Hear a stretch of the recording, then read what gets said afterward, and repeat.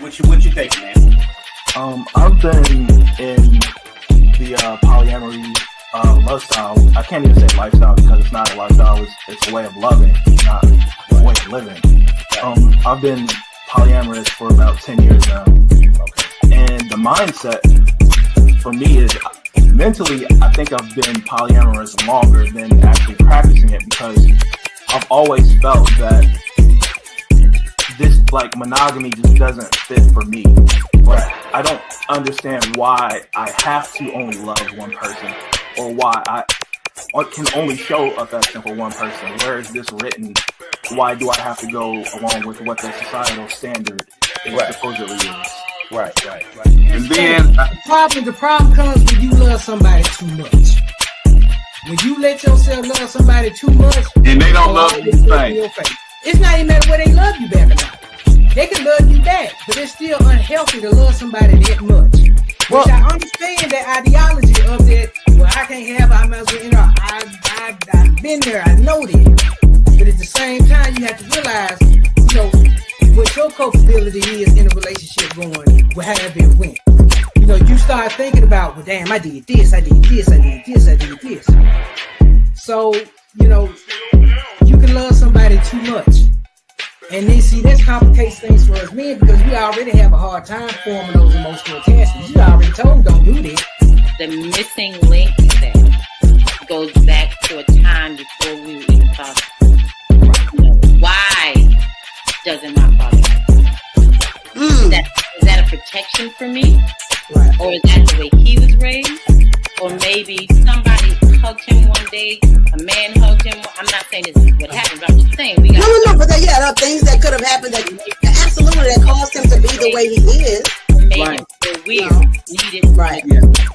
So the things that we think are sometimes a rejection or a lack may have been a protection.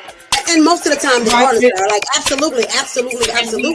So if we don't understand that, all we know is the rejection. You see, like what I understand with my father, men were going to jail, killing each other, and then now we got bisexual, then we got gays, now we got transgender.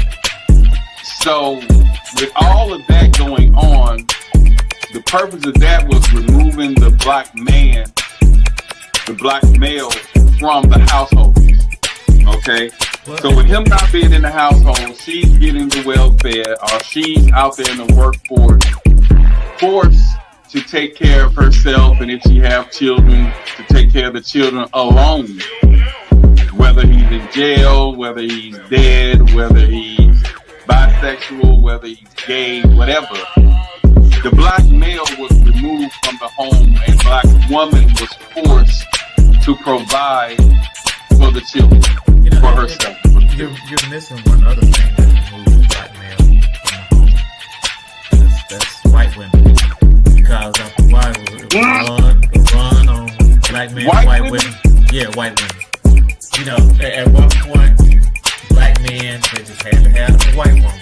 No matter what their social economical status was, white women was the way to go. And so that pulled a lot of black men out of the house. Damn, I sure missed that. I mean, I know Rick James, I know, you did it. I just didn't think of that as a major absence of the black man. So being a provider means so many things. Right. It means put you in a house. It means I got your back. It means you doing it together. It means I'm not gonna walk away when things get hard. That's providing, right?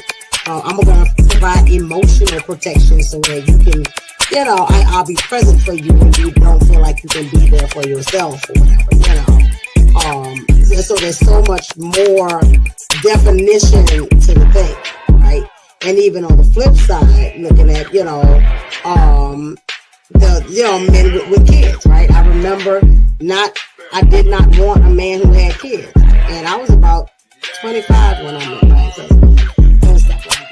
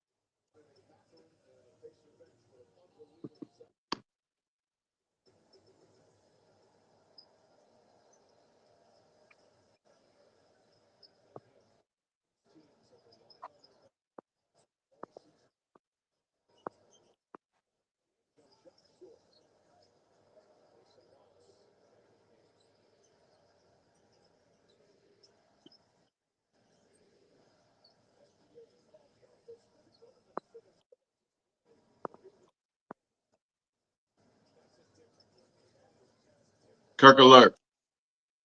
What's up, man? What's up? I'm with you. What you got going? I'm just watching the game. What you up to?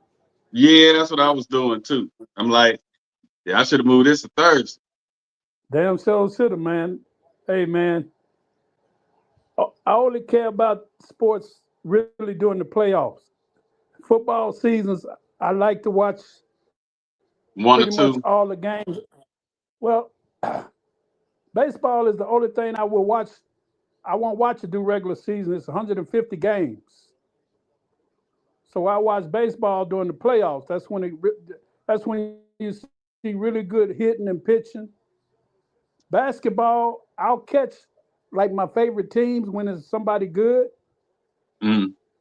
And football, I'll watch most of the games because football done got really, really balanced now, man. No, you think? So is basketball. Hmm. I mean, look at look at if you think about it, you look at how all them teams that used to be powerhouse, right? Pittsburgh, San Francisco, Dallas, uh, who else? Ones that won all them championships. Right. They ain't the ones no more. You got teams like the Cincinnati Bengals, uh, the uh, the Saints was only good for like two seasons, and they just have quarterback issues ever since Drew Brees. And Drew Brees last few years he was trash, Right. trying to do too much, and then they got Jameis Winston. He a turnover machine. He throw it to Yeah. everybody, but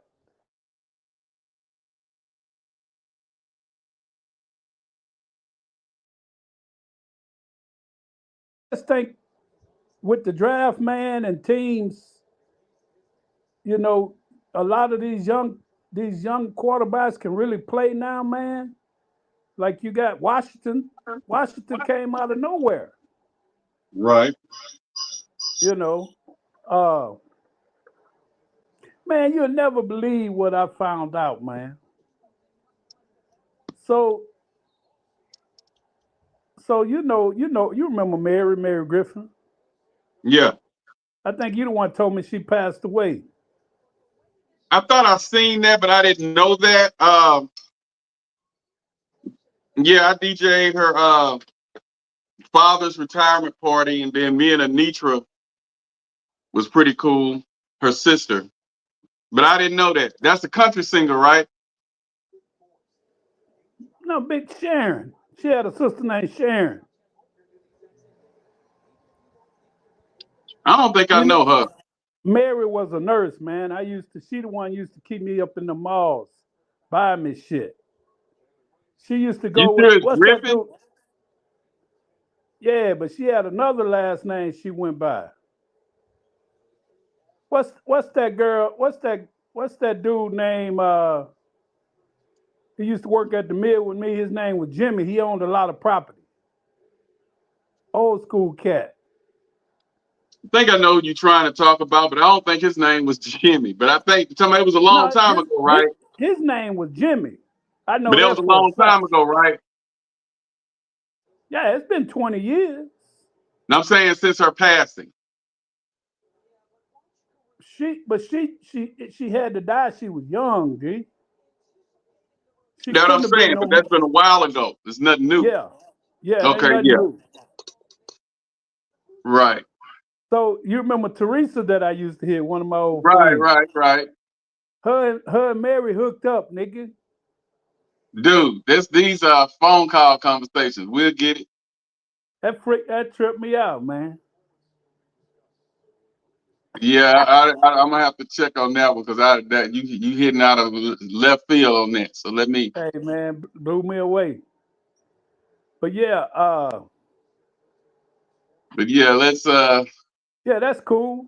dive in so we can get off. You know how we do it. Uh, we got AJ in the house. Not AJ, what's AJ. that? What's up? What's up? Not I'm not gonna play with you tonight, ma'am. Sir. Sir. Hey, Hear goddamn. me with your good ear. What's up? I'm not gonna play with you tonight. Okay? Hey, well, both Okay? of mine good. Hey, do you ever get that link to work, or you still was confused? I couldn't get the link to work, so she said we're gonna try it for another topic, another day, another And you don't know subject. I what? You don't know suppose. how to send a link, sweetie. No, I don't. You know what? I finally got it. When you said copy and paste it. But So it still didn't work for us. She still didn't get it. it works. It works, and she'll join if she wants. Okay. I Did was y'all trying to get have some female. I wish Chanel blog was last on week? here. What'd you say, Kurt? Did y'all blog last week? Mm-mm.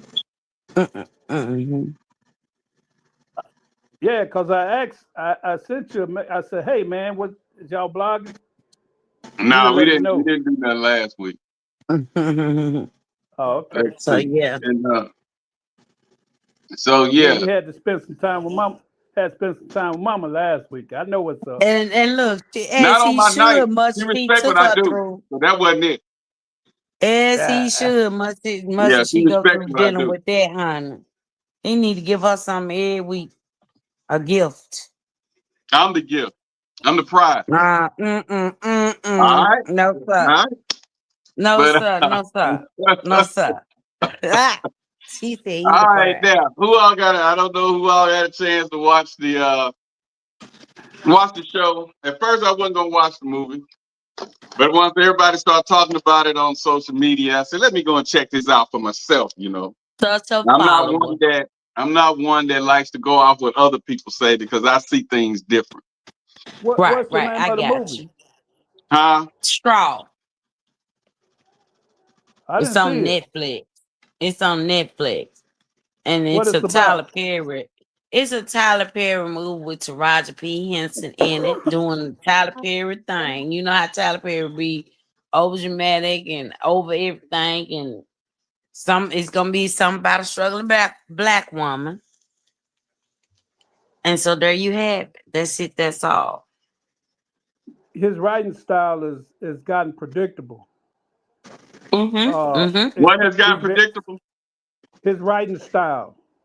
Well, no. You going off of bloggers. You going off bloggers, okay? Because I was thinking that too.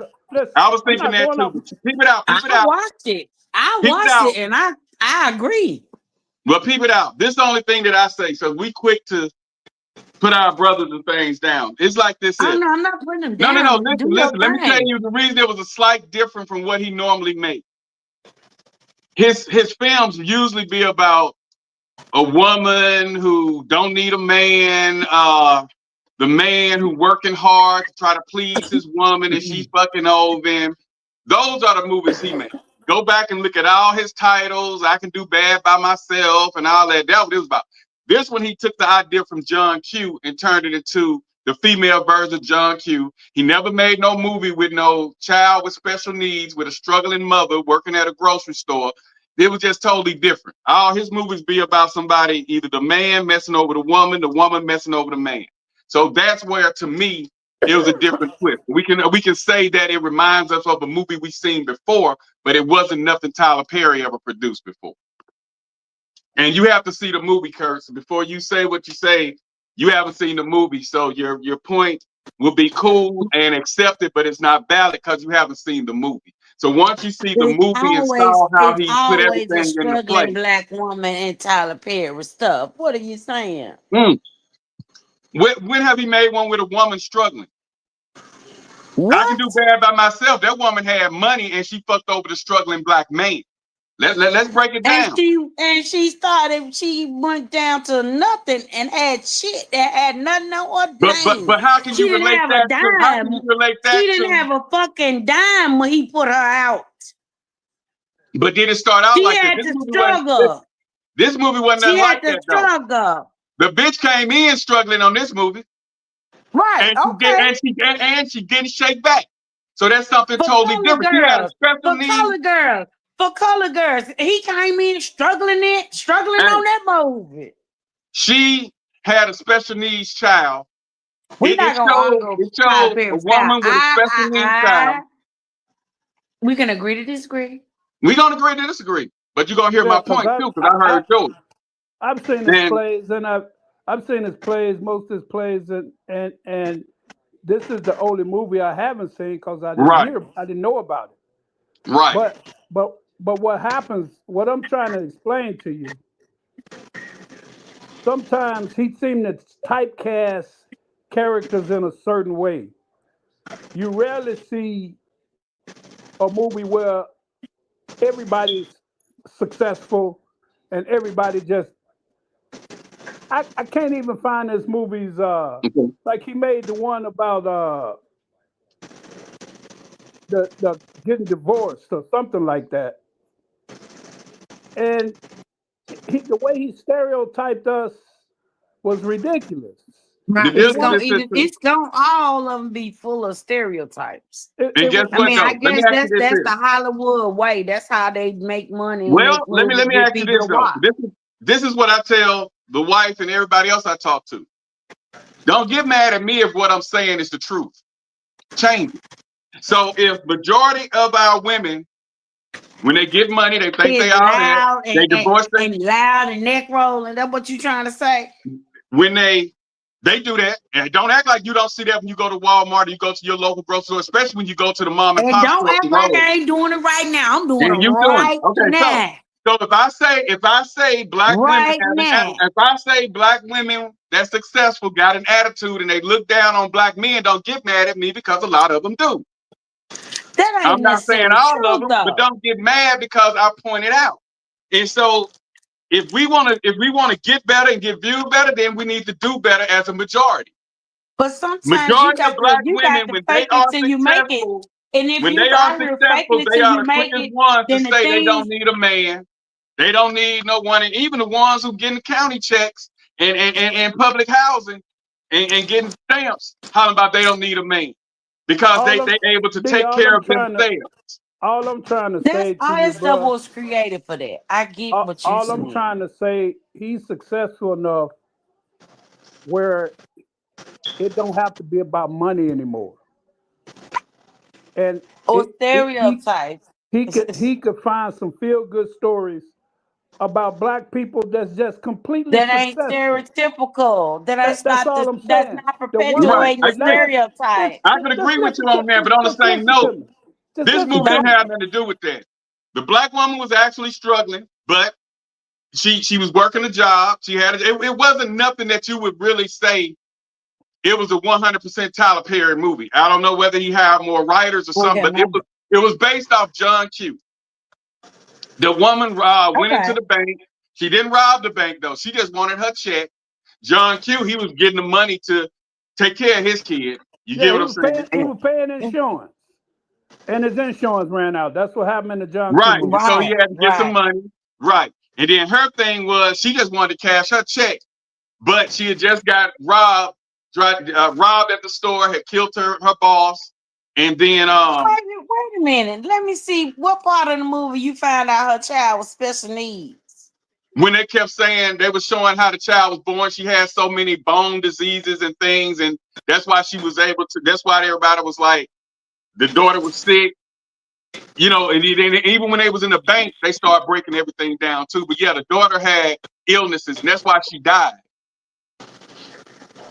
The daughter died, and see, and on this one, Kurt. It was more about mental health. The daughter had died, and the lady was still thinking that she had her daughter. The next day, she went on about her life as if her child was still there. She went by the school and dropped the baby off. And all that. But because it was a mental health, it was pointing out mental health, child with special needs, mom with a low-paying job, boss that didn't give a damn, stuff that we actually can see. Right. So that was different from his, I'm successful, you successful, I'm gonna fuck over him, and then I'm gonna have me 3 or 4 different women, I'm gonna have 3 or 4 different men, I'm gonna look down on you because I got money.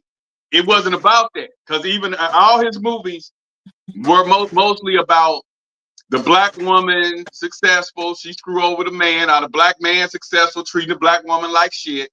It wasn't like that. This was about a woman with a special needs child that died. She was working at a grocery store, and she just was struggling. She didn't have no help. Family turned her back on her. That don't sound like no typical Tyler Perry stereotype to me, because I know a lot of people right now that don't fuck with their family, and the family don't fuck with them. See, I'm one what I'm saying. I get what you're saying about the past movies. That's cool.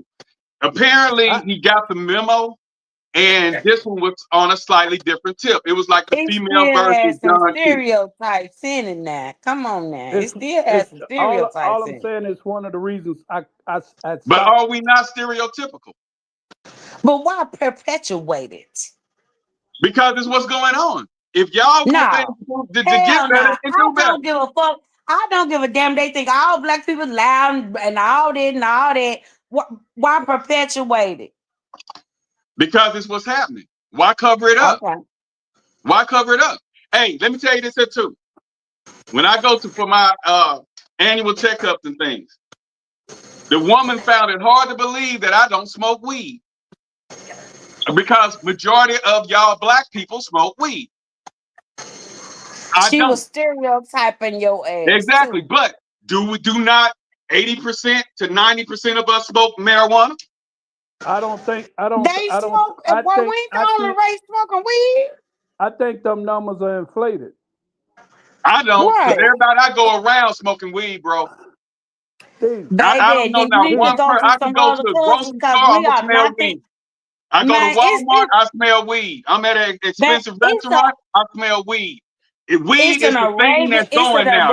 Whoa. Let me tell you. It's an Arabian late night spot by my house, and all you smell is weed coming up out of there. Everybody, they think it's the cool thing. But they're Arabic. And they start smoking at like 12 and 13 years old. They rolling blunts.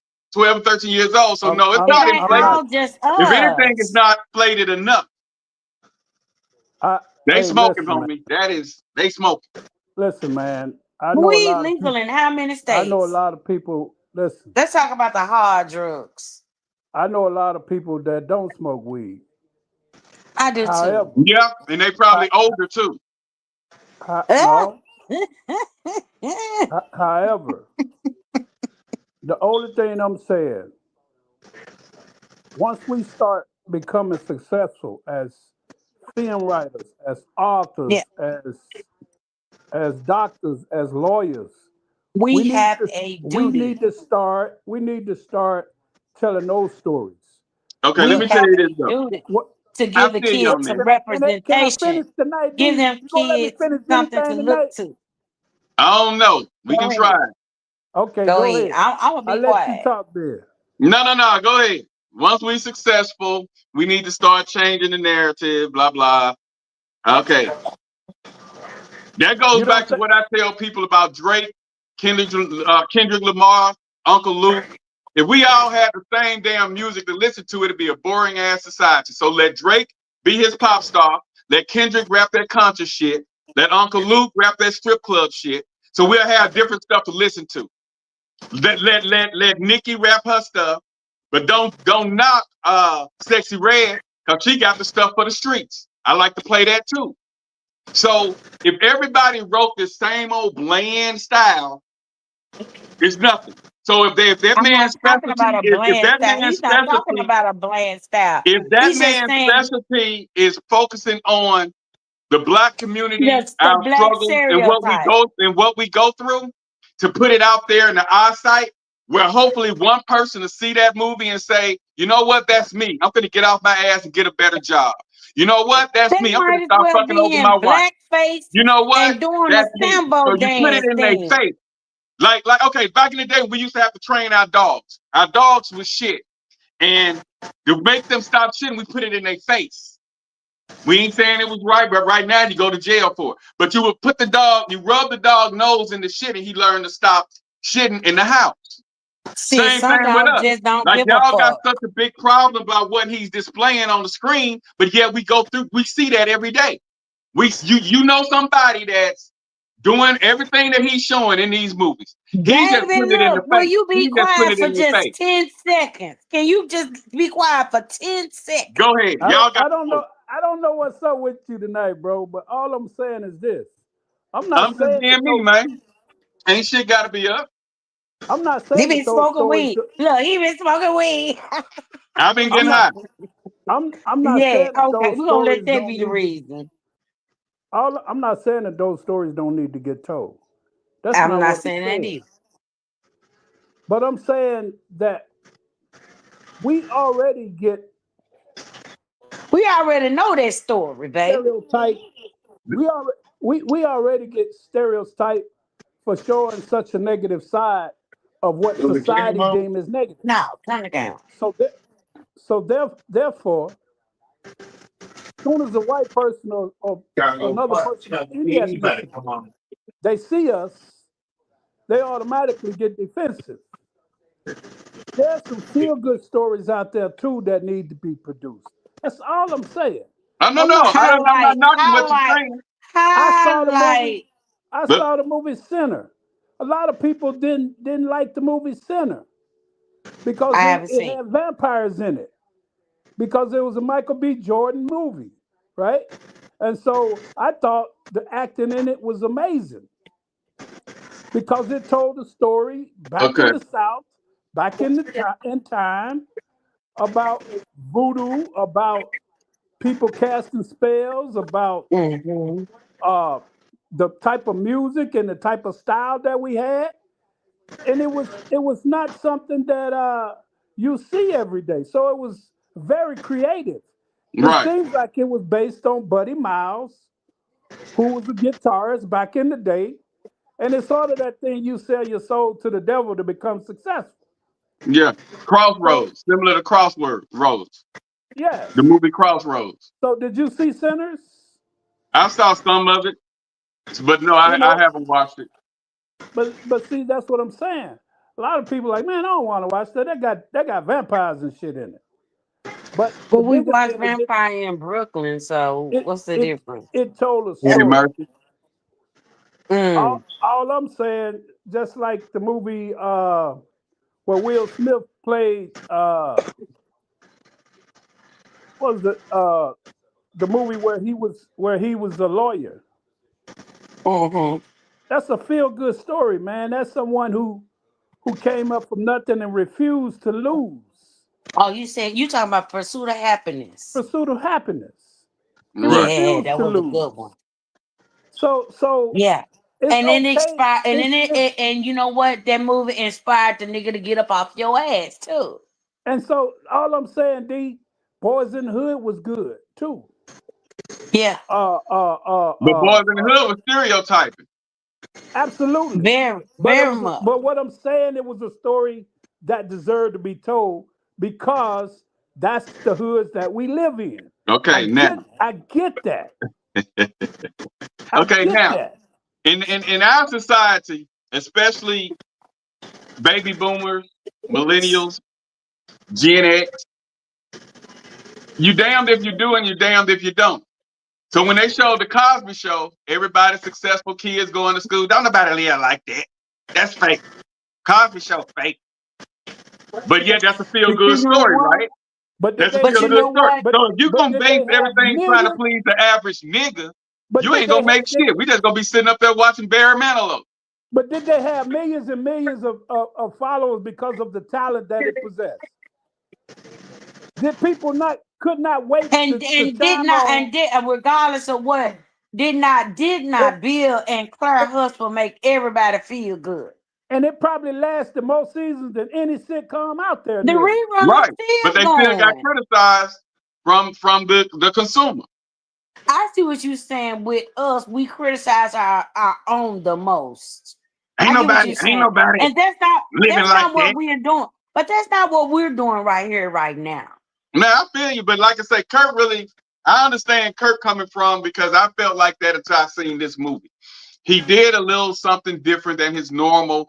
I'm successful. I'm gonna fuck over you. We married. We finna get a divorce because I'm cheating and husband lost his job. It didn't have nothing to do with none of that. It was a special needs child, a struggling mother In trying that to make respect, ends you're meet. right. And she ended up having she had mental health issues because she didn't want to accept the fact that her kid was dead. So she still was waking up every day doing the normal, and that shit happens. But When here's the thing though, D. I wasn't wrong and you wasn't wrong either. no, No. I don't mind, even if I was, even I still corrected. That's why I said, before you say what you say, I already cleared you up. I said I understood what Kirk was saying up until now because I felt the same way until I saw this movie. So I did not discredit anything you said. I just said that I felt what you were saying till I seen this one, and it was actually different than all his other movies where they're married, they're getting a divorce. She looked good. I'm glad to hear that because, Yeah. like I get tired of, like, come on, Tyler, you can do better. You're more creative Yeah. than that. So when we get off of here, you still be up another hour and a half.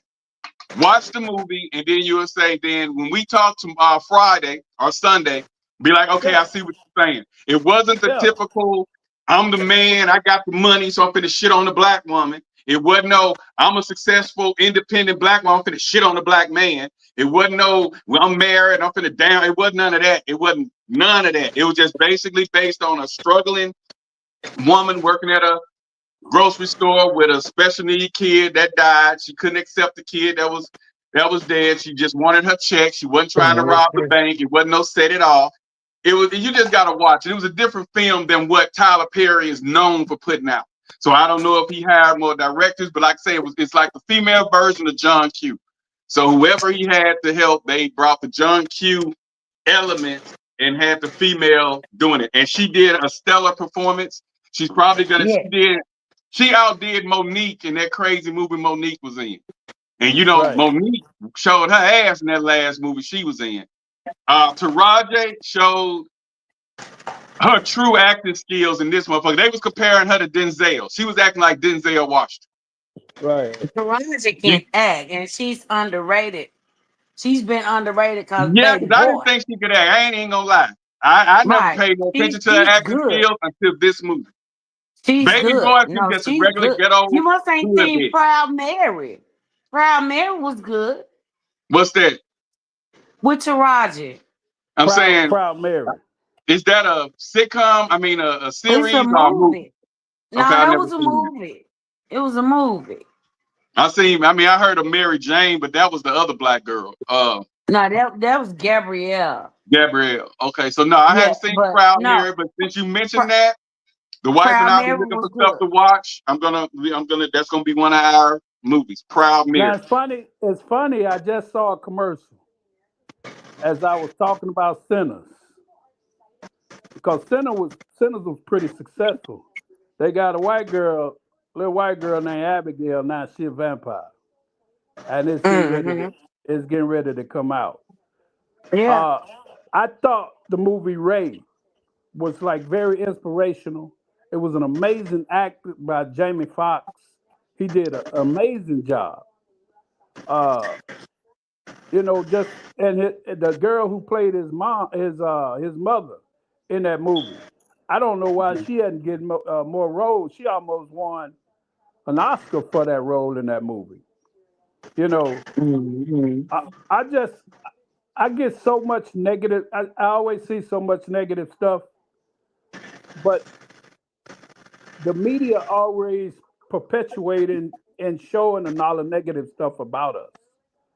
So they don't ever tell none of the good stories about all our kids that are doing great things, that are doing good things, that are going to college. Right. The amazing black people, the phenomenal that we are. You don't never hear any of that shit. That's the only thing I'm saying. Yeah, but we do have movies like that. And for our black film writers to not expose that part. That's what we saying. Why hide it? We know they not gonna do it. We know they not gonna expose that part of us. But why you ain't doing? Why you perpetuating the stereotype every time just to make a buck? Expose a part of us that's phenomenal. You understand that we are. We have shows that expose a phenomenal us. We have shows that do that. And if my specialty is gangster rap, I'm not gonna start rapping Christian gospel just for you. I'm gonna do what I'm good at. I'm just saying. But if God change your heart, you will. Right. And until then, I'm still gonna do what I do because I'm making money. I'm very successful at it. Pray for you. Thank you. I'm successful at DJing the way I DJ. I got a partner that DJ Christian. That's his thing. That works for him. It don't work for me. So don't criticize what I do because I'm successful at it. We so not you want to hear Christian dude. rap, then you go and check out my partner. He's doing his thing over there, Dexter Garrison. Y'all can look him up. And we'll do. Yeah, he's very good. You moving like you fired up. We I wish I knew how to do. Hey, AJ, I wish I knew how to do memes. I don't know how to do them. Man, I need to be able to get me stuck because he needs something for himself he got the tonight. Black on, he fired up tonight. No, it's just that I just speak on what I feel. You know, that was a hot topic. Can we move right along? What they feel. You fired up tonight. You can't even be still. Can we move on? Can we move along?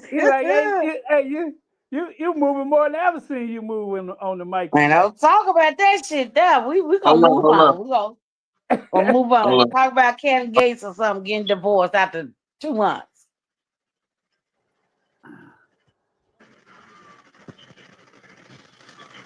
That boy Trump going motherfucking crazy, ain't he? Oh, I mean, you know, honestly, he don't surprise me no more. I'm not surprised. Yeah, it's almost predictable his behavior. I'm not surprised. But when his master plan come into effect, man, we all gonna suffer. Yeah, we're suffering now. Yeah, but it ain't even got worse yet. What's worse than worse? Shit, it ain't even got worse yet. Yeah, he get control of his own military, which is he trying to do? Because if he control the National Guard, they no longer assigned to the military in the sense of how the military punish them. So he can make it so. What he's already done with his last term is put people don't understand what happened when he put all those justices in the Supreme Court. Oh, that was planned. That was planned.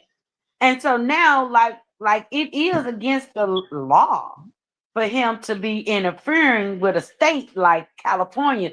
State and federal is two separate things. States run their own state. And so for you to say send the army there, the National Guard, whatever there, you are breaking the law. But see, that's gonna have to go up to the higher court. And see, there it goes. He already got the higher court sold up. So what he's trying to do is when he start breaking all these laws, because they regime under him, there's no longer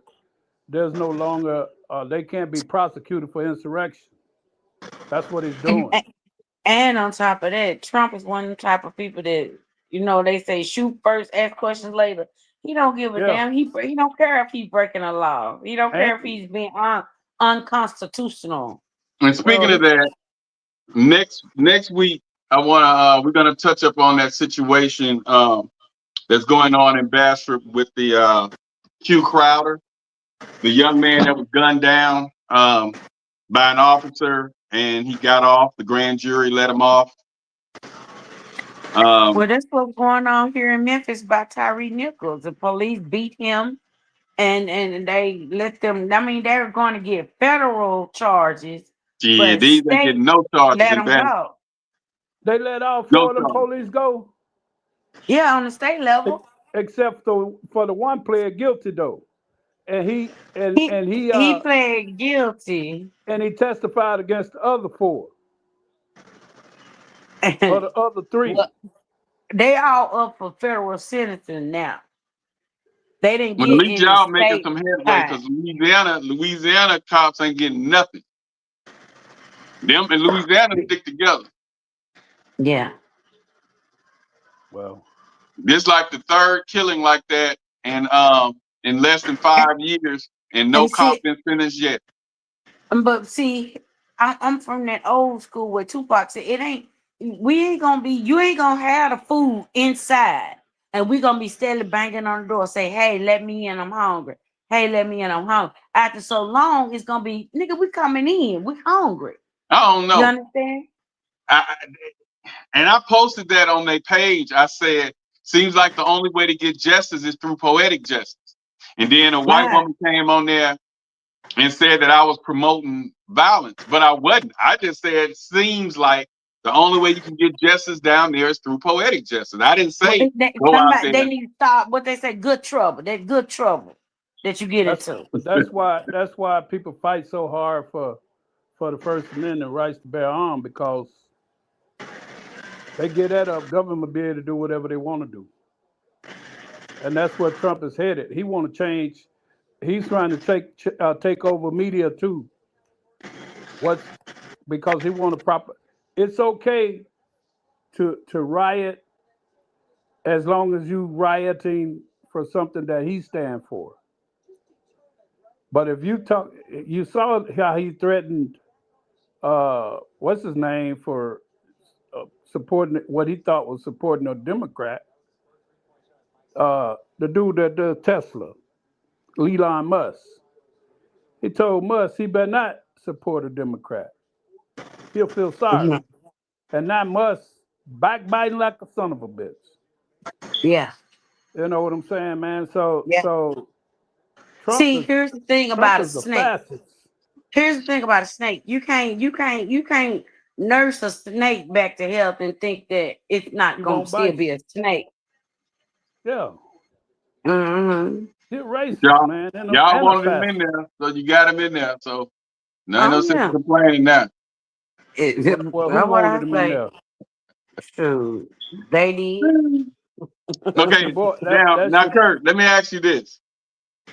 Why do you think a lot of men of today don't want to help or lend a helping hand to the struggling single woman or the struggling single mother, like the men used to come to their rescue back in the Gap? You know, a man will be at a grocery store and see a woman with 2 or 3 kids, and then they ring her up and she $10 short, whatever, and have to put things back, and the guy would go and say, "Hey, I got this," and he'll pay for it. I've seen it, you've seen it, I've done it, you've done it. What make the guys of the day be like, shit, you can't get it, okay, can I go ahead and ring mine up? You know, they ain't fucked up about it. Why do you think they it's the prize? Because a lot of men have been burned in that same subject matter. Yeah, that's true too. Women, and you find we out. We done fucked it up. Women, exactly. You find out that a lot of women, that ain't what they want. They want a dude that ain't even in their category. They already they looking for somebody to carry the load. They ain't looking for somebody to share the load. They want you to carry the whole load. And so you think that's what's backing men away, because he feel like if he help her, she gonna want him to do more? I think that's part of it. And I think just the way social media has an effect on how people think these days. There's just everybody seems like they got some type of angle. See, we used to get to know people, man. Everybody got some type of ulterior motive. You see a woman and you know she's single, and you like, man, that'll be a good woman. Or that'll be, I don't mind talking to her. And you let her know that you want to get with her. And you figure out a way to make that happen. That used to be enough for a woman. That ain't enough for no more, D. My brother was just in that same situation, man. He simply told the woman, hey, let me retire, and then we can figure it out. He said, I'll help you out. It wasn't 3 months that they were talking, she quit her job and wanted him to tote the whole load. And he said, listen, I'm not moving there. I live in Atlanta. I'm not finna give my house up. I said, we could go between both houses. You know what I'm saying? But I'm not selling my house. I'm almost through paying for it. And that wasn't enough for her. Not once did she come to see how he was living. They dated for about a year.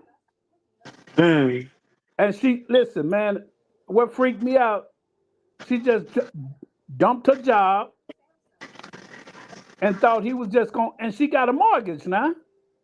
I don't know, man. That don't sound right. Okay, all right. She had to have another agenda. She just didn't quit the job because she was with him. And they had known each other that long. That don't, if she did do that, that's an ignorant, you know.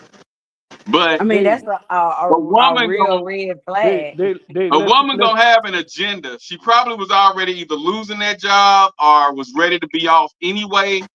And she was trying to see if he'll go ahead and help. She thought, listen, man, I'm trying to tell you what happened. I was there. She thought she had hit the jackpot. She thought she had a sucker. See, he hadn't been in a relationship in 14 years, D. And she thought that, hey, I got me one. You know what I'm saying? He got the nice truck. He got a nice car. Every time she see him, he clean. Every time he come down and see her, he clean. He got $2,000 or $3,000 on. You know what I'm saying? He fresh. And then see, listen. She laid up with him all night. She see that wallet over there with all them big head hunters in there. One or two ain't gonna. She don't want. Hey, baby, I'm getting ready to go. Hear you something. 200 ain't gonna cut it for her. She wants 6 or 7 or 8 of them. See. She see them sitting over there in that wallet while they sleep. You know what I'm saying? She thought she had somebody that was gonna. Oh, I got me one. And when you catch them women that all you see them is on social media all the time, telling their business. You can look out, partner. They fishing for likes. They trying to say, woo, woo, look at me. Look what he did for me. Yada, yada, yada. You know what I'm saying? They looking for confirmation. Wow. And so that last time he went down there, she knew he was coming.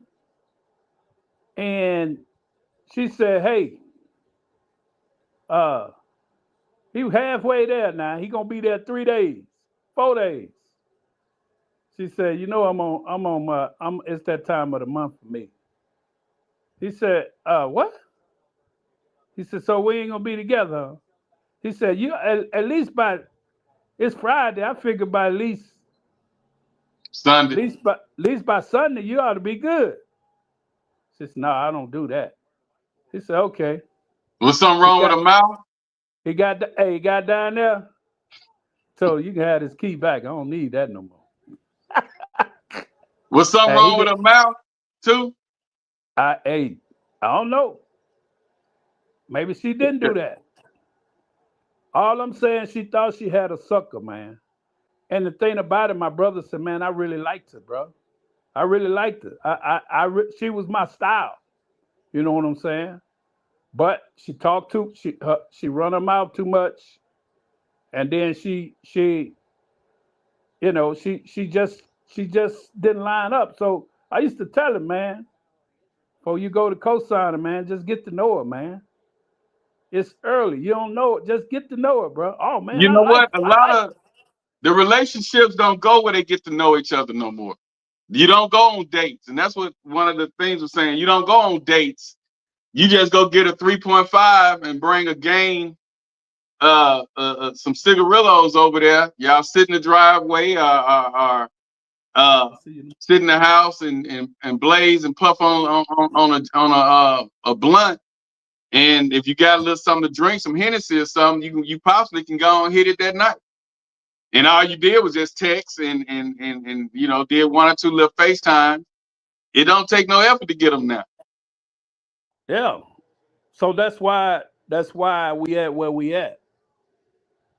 People out there, this is a lengthy one. I'm gonna get this one out. Everything's instant, man.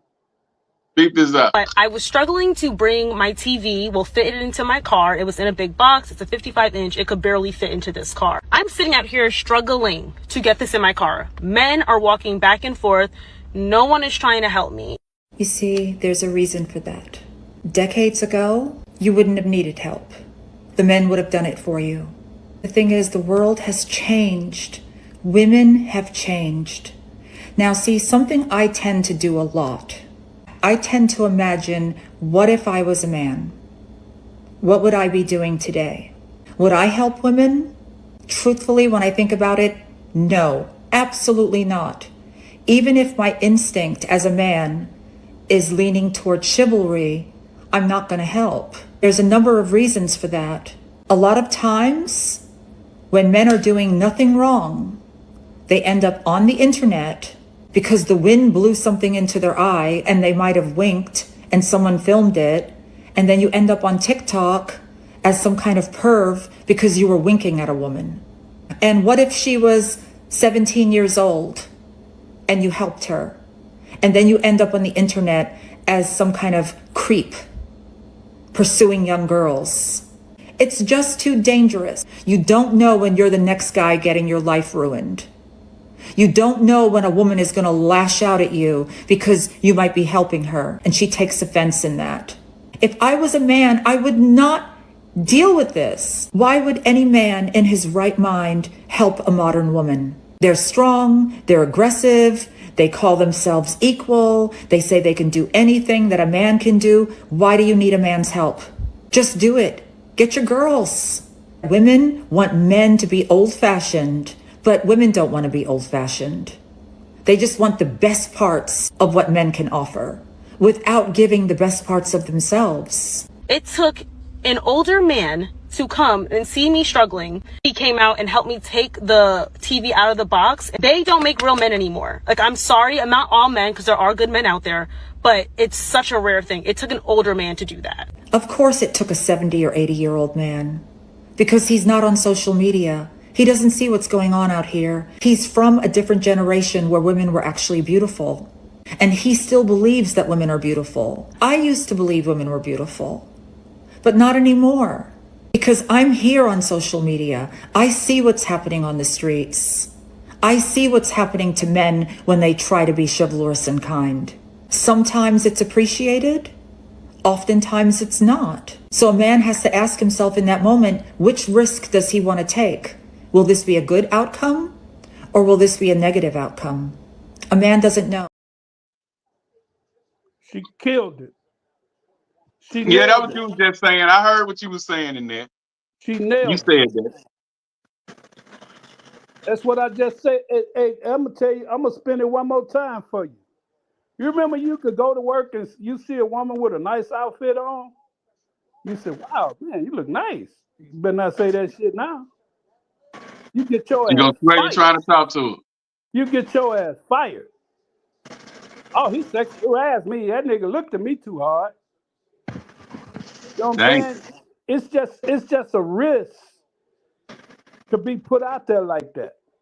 Yeah, you can't say, baby, you wearing them jeans no more. You can't say none of that shit Sexual no more. harassment. The basic instinct about men and women, they're supposed to be attracted to each other.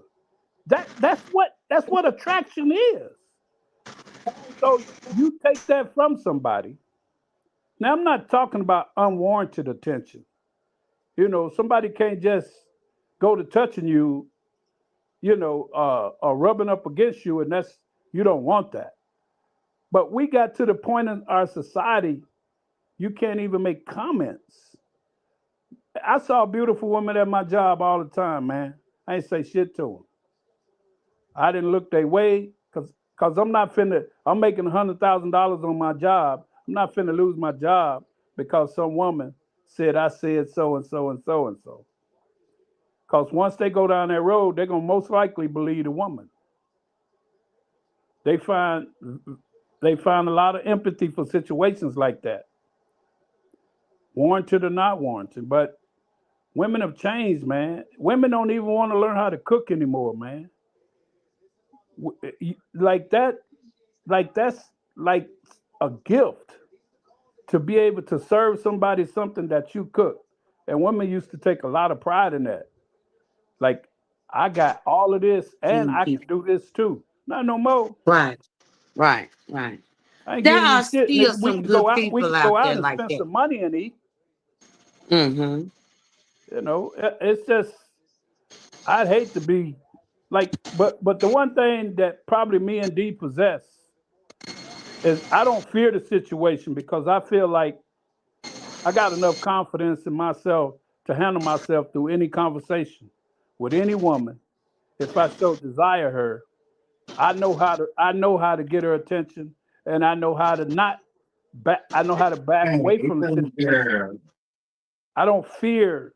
Like, I help a woman in a heartbeat for any situation. Open a door, help her put.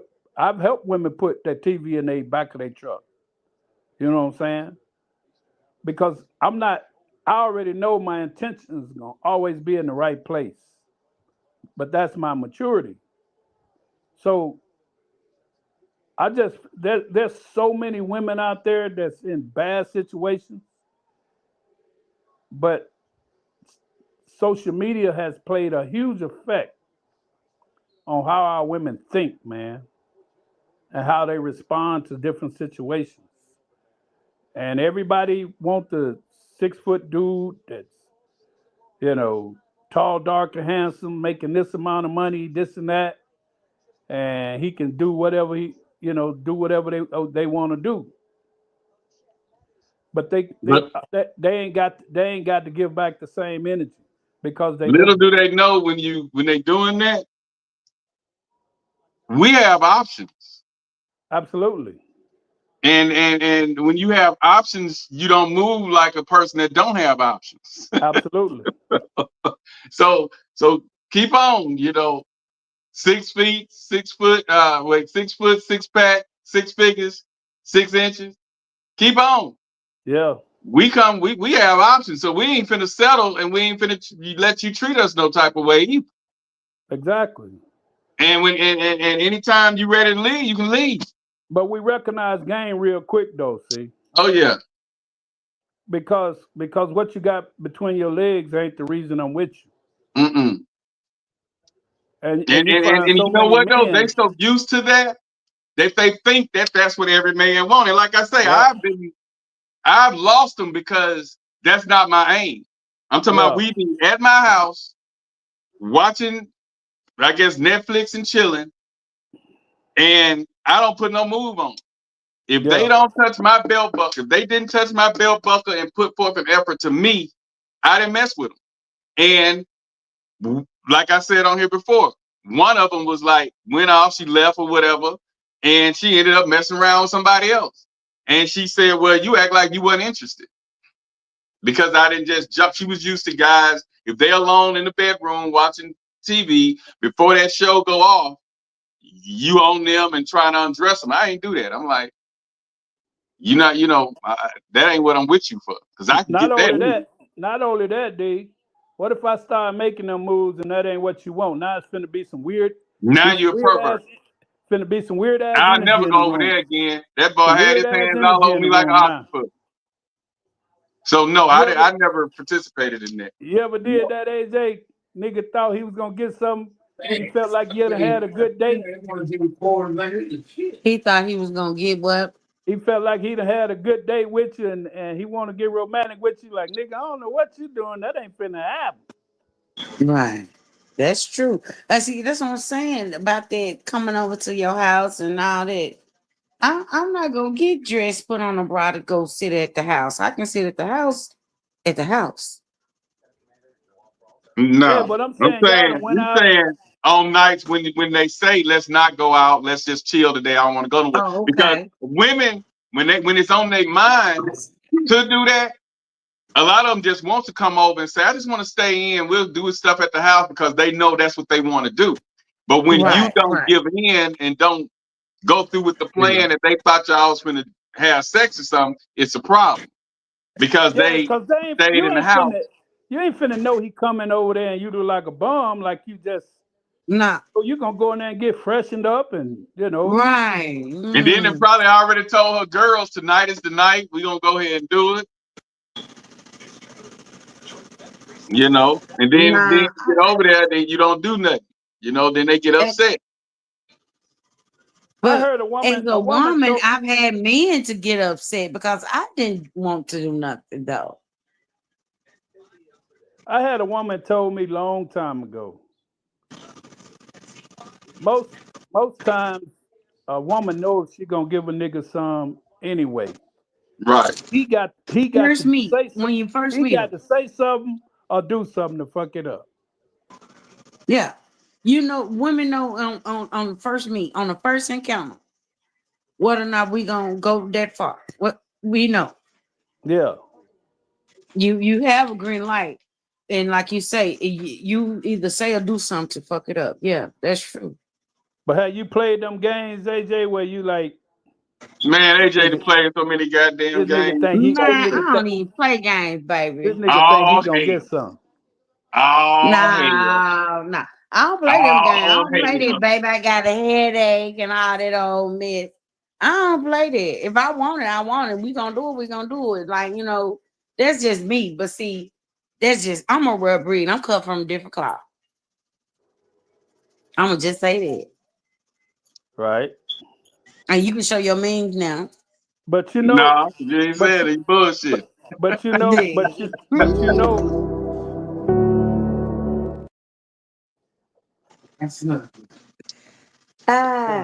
Big goddamn AJ. You come from a different cloth, AJ. You come from a different cloth, you say? I am cut from a different cloth, baby. I'm a rare breed. They don't make them like me no more. Okay. They sure don't, because ain't nobody trying to be celibate right now but you. So Black, no, you know what? And it's lovely here. It's lovely here. I love it here. I ain't got no issues. I ain't got no drama. I ain't got no problems. I ain't got no nigga problems. I ain't stressed out. But why the hormones be jumping in the middle of the night too, though. AJ, there you go. Why it got to be a nigga problem? Why it can't be so? She's stereotyping. She's stereotyping. Because no. Okay. I'm gonna take y'all to the whole ghetto thing. I'm from but I ain't got a nigga. I'm gone on the liquor. I'm about to hit the club and dance like a stripper. Yeah. And dance like a stripper. Yeah, you know what I'm saying? So here's the thing about that. If you ain't got a nigga, you can go to the club and dance like a stripper. If that's what you want. That's what you so desire. But that don't necessarily mean if you out there dancing like a stripper that you a hoe. Well, Bye. I don't know now. That's a tough one right there. So Black, answer the same question you asked me. What's your answer to it? On what? I forgot. The same question you asked me about. What I asked you about why Black women can't find a good man now that's help willing to help them out when we struggling. I think you see. I think it's because all of them want to be like you said. It's a social media thing, but everybody independent. But you gotta go back. But it's like this. It's like this. We let social media mess us up with all the women. We allowed it. Absolutely. And so where this one may be a good one, may be one who you can help, who won't see you as a trick. We so used to seeing and know people that then went through the woman using them because they offered to help. And a lot of them brothers that's helping are friend zone niggas. They in that friend zone. And so they have them around because the men that they want don't want them. And so they turn down a whole lot of men, and other guys see them turn them down, or other guys view their social media activity. She may put some hoish thing up for likes. Like right now they got women, single women, because women are getting desperate. They have single women out here now that's going on these pages, and I think they got Louisiana, Texas, they have Atlanta, but it's like a social group that she'll say, hey, I'm 45 years old, I'm single, I'm looking for somebody, I'm 50 years old, single, looking for somebody. But when you see their pictures, they wearing skimpy ass shit. And I'm like, ain't no man that's looking to take a woman serious gonna see you on there. That's so pick me. Well, Dressing. I tell you, but see, that's what society is now. You look at That's a turnoff to me. you when you look at listen, think about this. You look at ESPN now. All the women pretty much built the same way. Don't matter how talented she could be, dumb as a doorknob, but she looked nice and she dressed skimpy. That little She dark got a skin lot chick, of I cleavage, love her. Bless her heart, but lot of sometimes she don't be legs knowing what showing. she talk about. What's going on? I mean, sex always sold. But my thing is, if you're looking to attract a man to settle down with, that's what I said. It's a let me morality notice. thing. I'd rather notice your beauty and then get to know your brain. What you That's me. highlighting is how the country morale, how we don't have a morale anymore. The country in itself in its whole, we don't have morals that we stick with and we live up to. And so we didn't institute them in these kids, and now they ain't got them, and so they kids ain't gonna have them. And there you have it. It's a So morality thing. we have a overindulgence of freedom to express. That's what that free that's what will without that free will without you thinking without that judgment. without consequence. Ain't nothing wrong. Ain't nothing wrong with that. Ain't nothing wrong with what I'm doing. You know, we got this.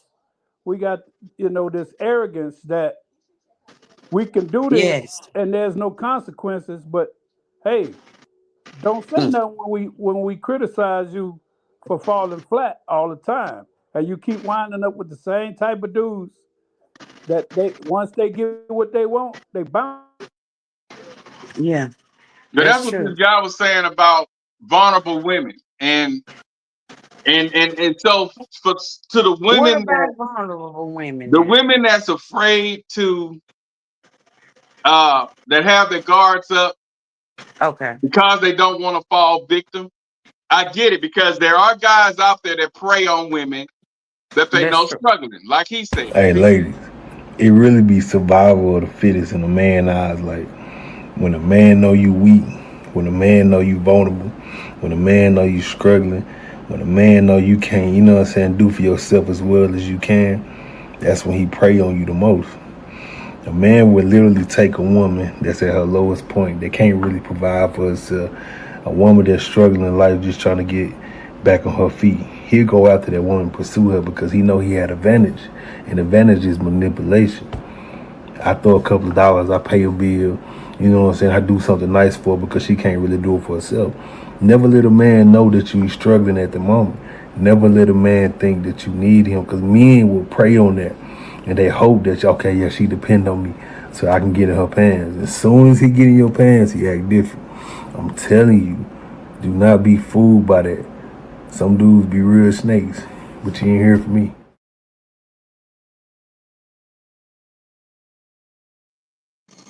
Yeah, so so for the women that's not getting in that dating pool or not wanting to deal with that, is I understand that portion of we want men to come along, and if you see me struggling and drop something, you pick it up for me, or you help me carry my load. We want that, okay? Trust and believe. Even these young, very young, they still want that.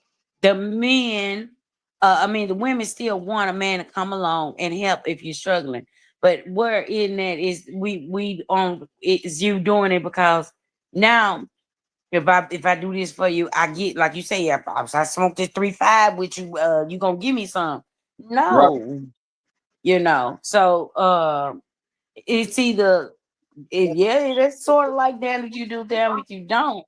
But it's like, okay, you gonna do something for me, do it because that's what you want to do, not because you want sex in return. Otherwise, it becomes a business proposition. That's how I look at it. Otherwise, this is business. You want something from me, I got something you want. You willing to pay for how much?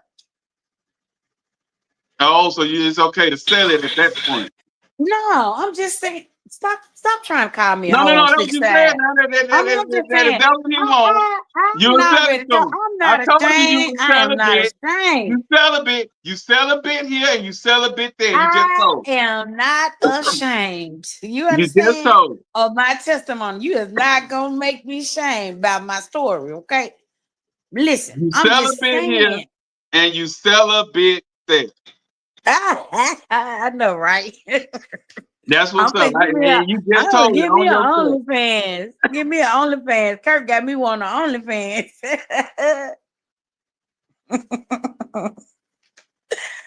Oh, I'm just lying. No, you ain't lying. They say every joke have a little truth in it. That's what they say now. I mean, the money be good, but see what profits a man to gain the world, sell his soul. That's what I live by. Yeah, right. You sold your soul so many goddamn times Baby, and pull it back. You sure know what you said. Yeah, when the rent due, you do what you gotta do as a struggling single mother. So right. I done sold myself. So that's what I'm saying. I got to restart. That's where the celibacy come in. Oh hell. So you gonna let me get my life right before I leave this earth, ain't after they scraping the bottom of the barrel, now you want to be goddamn. I don't know about scraping the bottom of the barrel. I know I'm more handicapped now than I was back then. So that's the only reason. That's the only reason. Wait a minute. Let me stop. If you still had 90% of your health, 100% of your health, you'll still be out there gapping them legs for any Tom, Dick, and Harry. Now, no. And don't get it twisted. I still got 90% of my health. It's only 10% handicap. Now, listen, okay? So if I was because I still go to the club with my crutches, shit, I'm not gonna let nothing stop me if that's where I want to go. That's what I want to do, right? God keep waking me up every day, so I'm still here. I'm still living. I'm gonna live. You still gonna be that's out there what home. I want to do. But you gonna let me get my life right with God. So you still gonna be out there hoeing and no, but handicap pussy can't be for sale. Stop playing. Oh yeah, nigga, fuck anything. You preaching to the choir. Y'all done got you preaching to the choir. Stop playing that. You done got wide open. I'm just saying, I'm just being 1,000 wild. Wow. I can't be no other way. AJ. And so they still sleep with the landlord. Who? Hey. Y'all women out here sleeping with the landlord when the rent due. Nah, I have. Hold on. Hey, D. I have. Hey, D. Shit. For 1 month's rent, you get some pussy. She got pussy for sale with the handicap pussy for sale. Handicap sign on it. What you said, what I said, what she said. Stupid. But they gonna buy it. Through anything. Handicap sign on it. Why you baby? But yeah, the little girl. Y'all sitting up at Aldi's with the handicap sign. Hey, the handicap. My God. With the crutches laying on the side of the bed. Tonight, AJ. Fine. What you said? Crutches on the side of the bed. She just don't laid get me wrong. I look. I be sitting in my wheelchair with my legs crossed, with my skirt hiked up. Mm-hmm. And then you be sitting in that wheelchair, and then he come put his head between them. My handicap is for sale. This girl crazy. Speak this without the. I don't think men like women anymore. I don't think that men desire us women anymore. Us real women. I don't think that they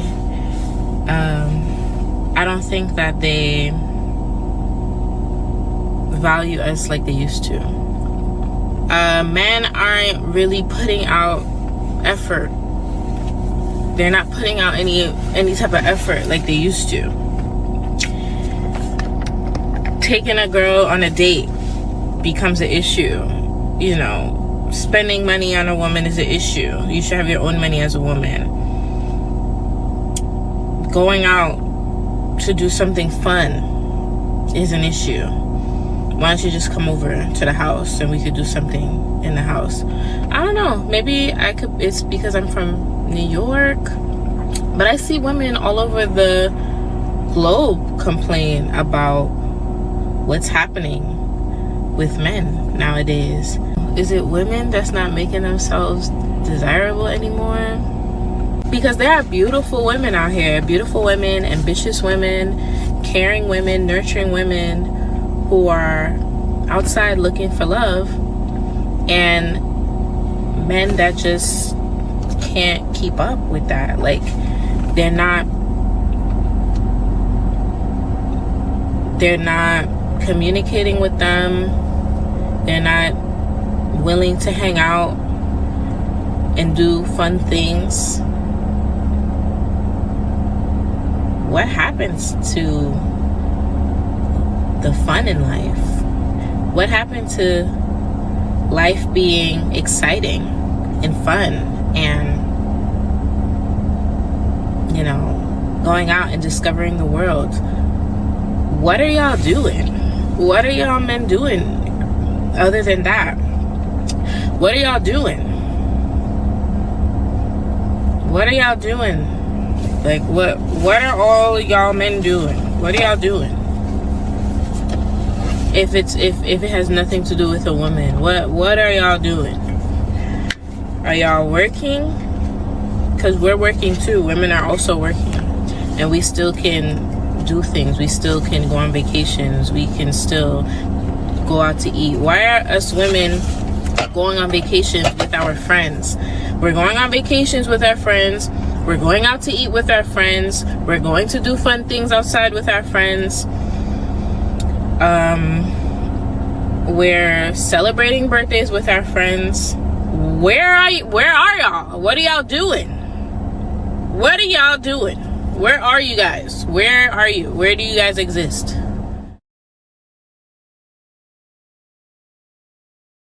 You go missing out again? I bet you she 40 plus. Cause ain't no 35 and under, the 34 and under asking where no man is.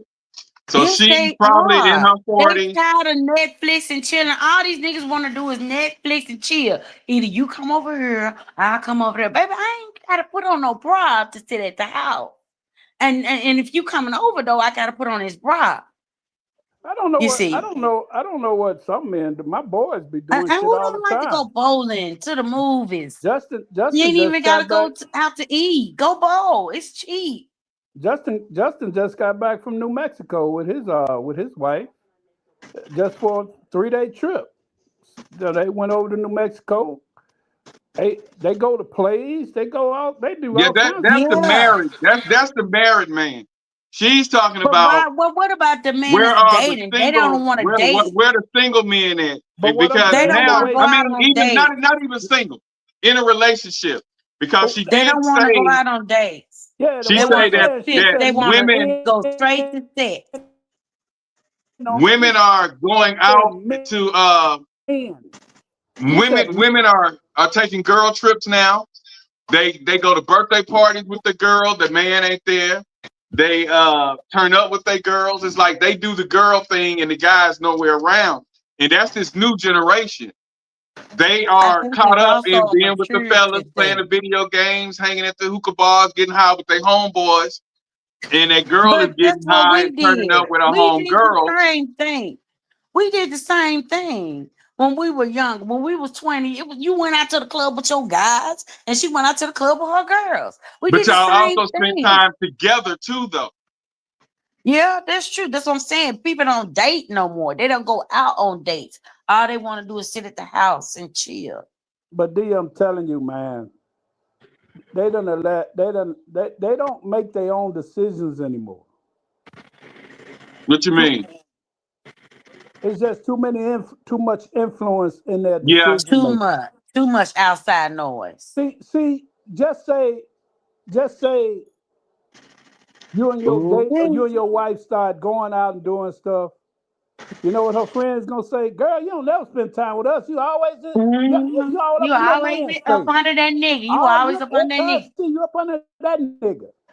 That's the Girl, type your of wife should tell him, see, she look, gonna when have to y'all go deal with. out, y'all looking for a nigga to buy y'all a drink. I got my nigga with me. See, that's what you say to She gonna that. start saying, damn, why you smothering me? Why you all up on me like that? I can't have time with my friends. You know what I'm saying? So man, It's got to be a healthy balance. With It's got to social be some media, type I of think healthy balance. now that, like I said, that woman there has to be about 40 plus. Just She like ain't that AJ. old. That girl ain't that old in that video. Yes, she She is. about 32. No, she ain't. and her Yes, she If you look is. at her, we know D, women. If you look at her, Okay. she's 38 plus. She ain't no 20s. She just don't and look. it could be A lot of I the 70 said and early 80 32. babies, 70 and early 80 babies ain't looking their age. So I sure she don't ain't look no, mine, sir.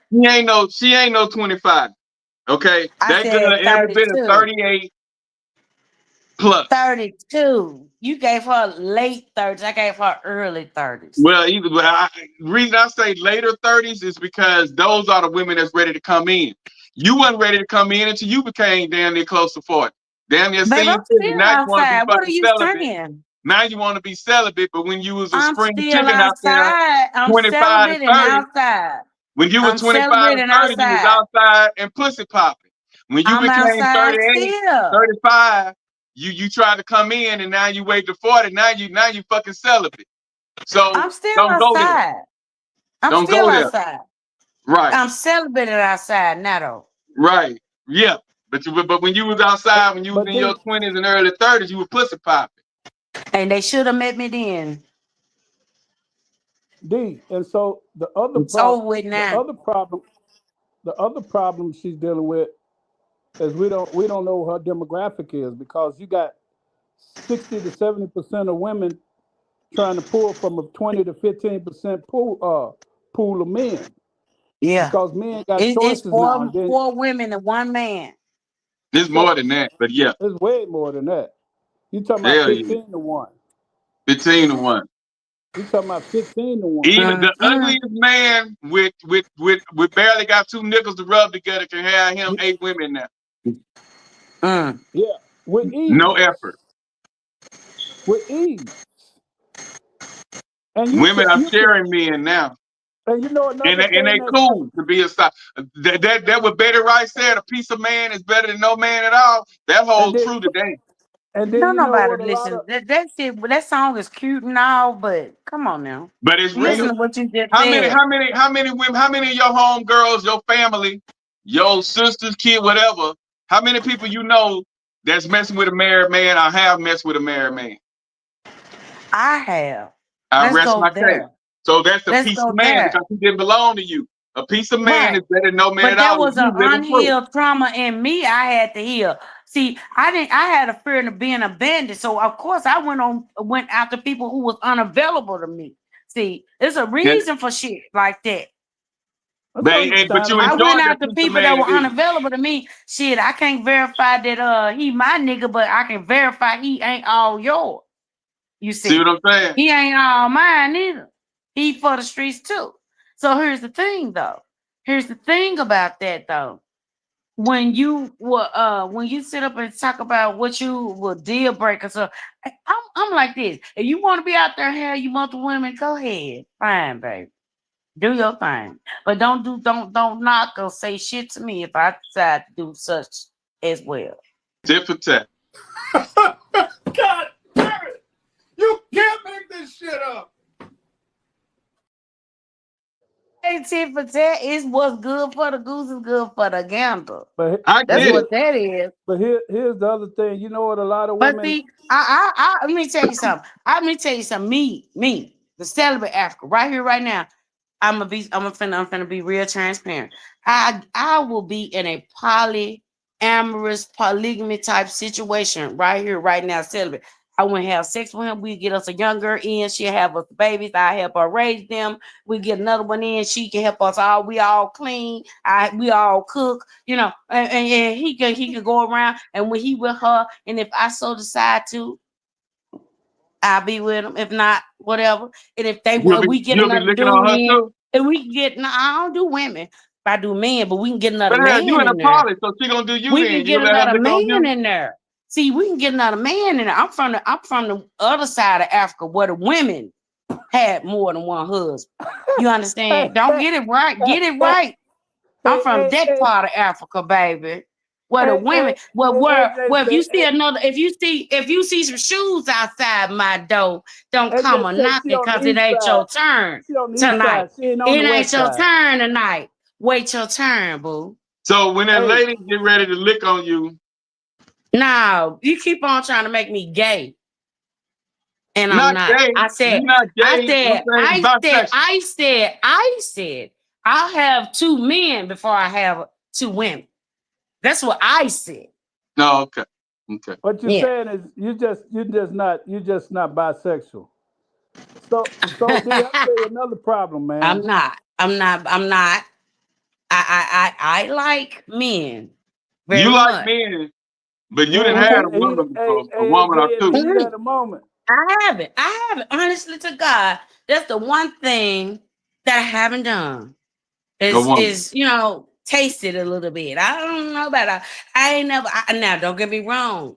I know a beautiful woman when I see her, and I could compliment her, and she could be so pretty. But you wouldn't want to lick on her. And ain't nothing about her make me want to lick on her. So your tongue wouldn't get hard enough. Ain't nothing about her make me want to lick on her, baby. I swear to God. All right, ain't yeah, nothing you old about school. it. You old school. In the heat of the moment, AJ, I don't know. Baby, ain't that much liquor, weed, amphetamine. I don't know. Now. You got to be on some hot drugs. I'm just not into girls. I just never have been into girls. Hey, but I wanted to mention this. Another problem is you see a lot of women. You see a lot of women playing that, like you say, they playing that role that you ain't the one they really want. So they put you in the friend zone by saying, "Oh, I ain't really ready to have no relationship." Right. Then you paying all the bills. I think is we not seeing the value of one another. You take them around. You take them around to cash their check. You know, you pay all the bills. You listen to them when they got problems. Shit, where they at? Where them friends? You even do a little babysitting. Where them friends at? Where them friends at? And they tell you, "Hey, I ain't really ready for no relationship. I just come out of a relationship." And then they'll get that married man pull up and wear it out. Yeah, and then that next nigga they do, he dog shit out of them. And then they go right through that same cycle. Like how you gonna take a position like that? You don't even know me. You ain't even got a chance to know me yet. You just saw the book. You don't like the cover. What's on the cover? And you think that's what's on the inside. That's just dumb. And that's the reason, AJ, that's a lot of reasons why a lot of women don't have no man. They look at the cover, they say, "Oh, he don't look like this." Or I think we are in a shallow, immoral society. Well, we worry about what's on the outside. We don't worry about what's on the inside. Yeah. And we friends on good people. Yeah, and you ain't got enough swag. Some women in my case, I'm too handicapped because a nigga think I need them to help me wipe my ass. I don't need no help wiping my ass. Stuff like that. Yeah. I heard my cousins tell me they wouldn't go for none of my boys because they look like they just too straight and narrow. See, and they went off looks alone. That's the problem in society now. It's what the outer shell is. We don't take the time to know what's on the inside of people. But we look on the outside and we go by that and we hope for the best. And then we wondering why the shit go wrong. Have you seen my sons? No, I haven't. You look on my Facebook, you'll see pictures of them. Okay, cool. Them niggas handsome and successful. Well, you're handsome. I wouldn't expect anything less. But you said, look at old Kurt. All right. Yeah, look at old Kurt. Hey man, I'm just an old man now. Shit, hey AJ. What they say? What they say? Just cause there's a little snow on the rooftop. Hey, AJ. Hey, listen. I ain't even looking no more. I ain't got to put that effort in no more.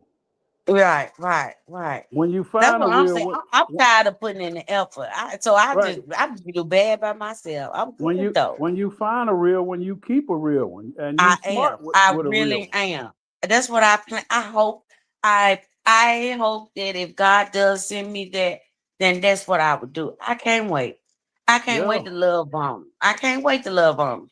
yeah, And eventually have sex with him. But he ain't getting none up front. yeah, and that's That's fine old. though. That's old. That's old. That's old with. And that hey, that's fine though.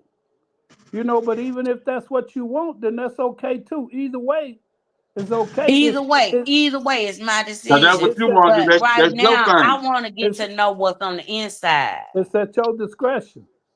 I Long as want you to know can what's do on the that, hey, inside. listen. As long as you can do that, and you don't allow that to control the narrative, then that's one thing. Because, That's true. but yeah, you just got to see Because some sex people. will cloud decisions and judgment. Absolutely, And will cloud you seeing some of them red flags. See. And I absolutely. want clarity. And I want to make sure that this is my man. And like I said, I done got my karma. I done been cheated with. I done been cheated on. All I'm Okay. saying is this, AJ. You ain't gonna go to nowhere where buy no car and you don't test drive it. Nowhere. You gonna test I'ma drive that say car. this. I'ma say this. I'ma say this about the test drive. Sometimes though, the test drive in relationships happen way too soon. Well, Way too soon. it depends. On who It, you doing? On who you doing a test drive with? Yeah, it just depends, AJ. I mean, it happens way too soon. I feel like it happens way too soon. People show their representatives when you first meet them. So you gotta wait till that representative get tired of repping. And some people can go for years with that representative. You understand me? Okay, what happens when you meet that person, AJ, and because of what they do show you and the honesty of what they're telling you, and they're able to prove what they're saying, then you trust it. Because there's a lot of times, Then like D said, as the more he proves it, the lower that wall will get. Now don't get me yeah, wrong, the because wall ain't that high. The wall ain't that high because my heart is still open. It's not closed off.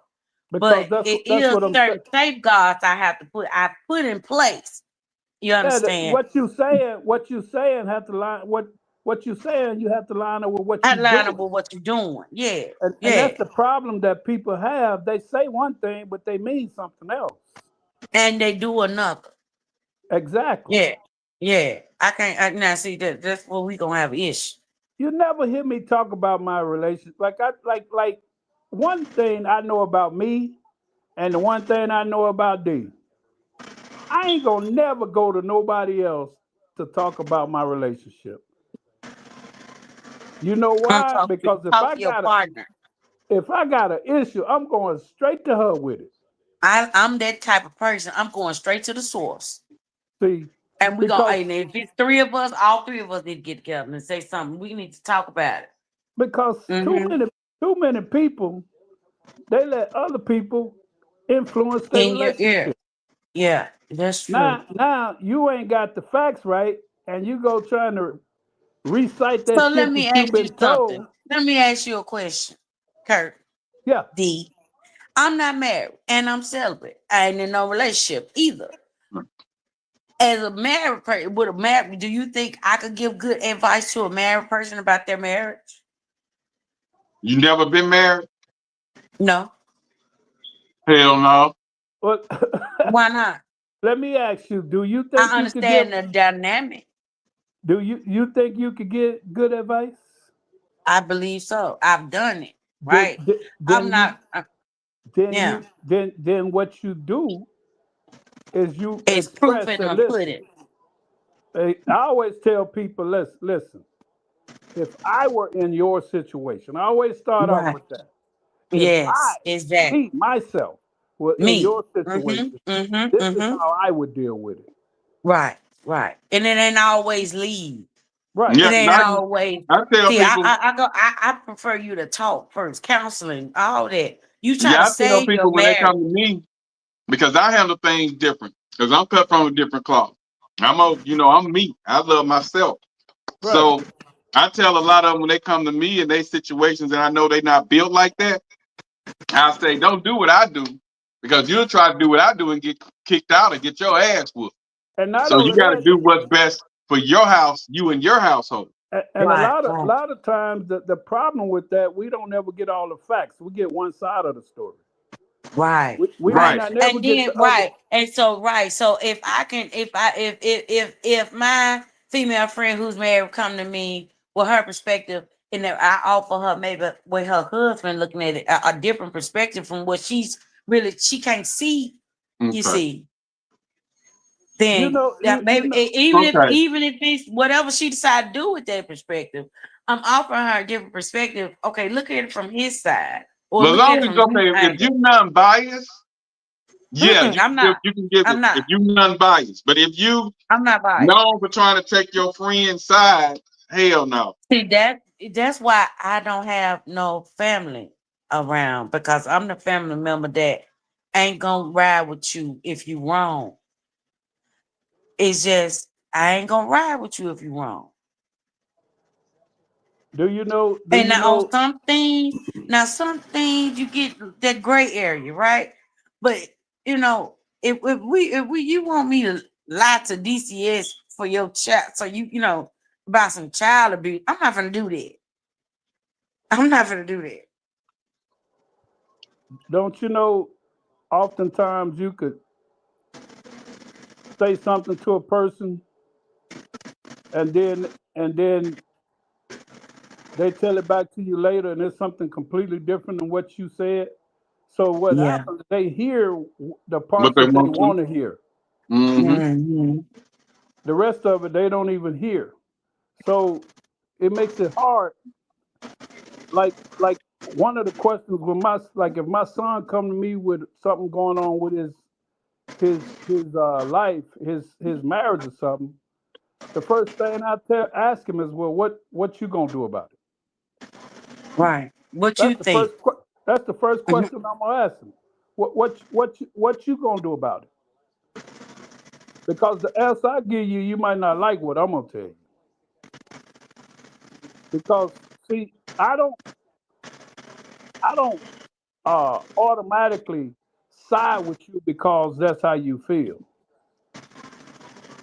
It's got to be the truth. What a truth that in there. It's got to be the truth for me. Mm-hmm. And the truth don't make you feel good. It ain't designed to. My friend always say that the truth is not designed to make you feel good. Yeah, you ain't gonna like what I give you. You can be like, man, shit, I can't do that. I mean, let's pause for 1 second. Y'all, Indiana finna win. Sure is. Shit done won. They got up in OKC ass tonight. Yeah, they did. I guess that's that home field advantage. Yeah. Mm-hmm. They just played a good game tonight. Up. Yeah, they did. They really did. I believe they it's gonna go why they there. I believe it's gonna go they 7 games. Showing everybody why they there. It's gonna go 7 games. Mm-hmm. I believe so. I like that boy SGA though, boy. That boy know he got a smooth game. Yes, he is. But he got a good squad around him too. Who got what? A good squad around him. Oklahoma. Yeah, I know him. I never heard of SGA till a couple years ago. I like, who the hell is SGA? Right. What they stand for? Shea Gilgeous-Alexander. Mm-hmm. Yeah, he down with Drake. He was in Drake video. Yeah. Yeah, man. But this whole thing is off the whole damn hinges, D. It ain't no fixing it, man. This is why in our culture as black people, When the boys turn a certain age, the men come and get him and take him away from the mother because she can emotionally manipulate him. But since we don't live in our culture no more, we say what we want to say, do what we want to say. We tear our men down and then wonder why they don't make good husbands and fathers. Mothers destroy sons. His mother can speak to him in certain ways that destroy him in ways that can never be repaired.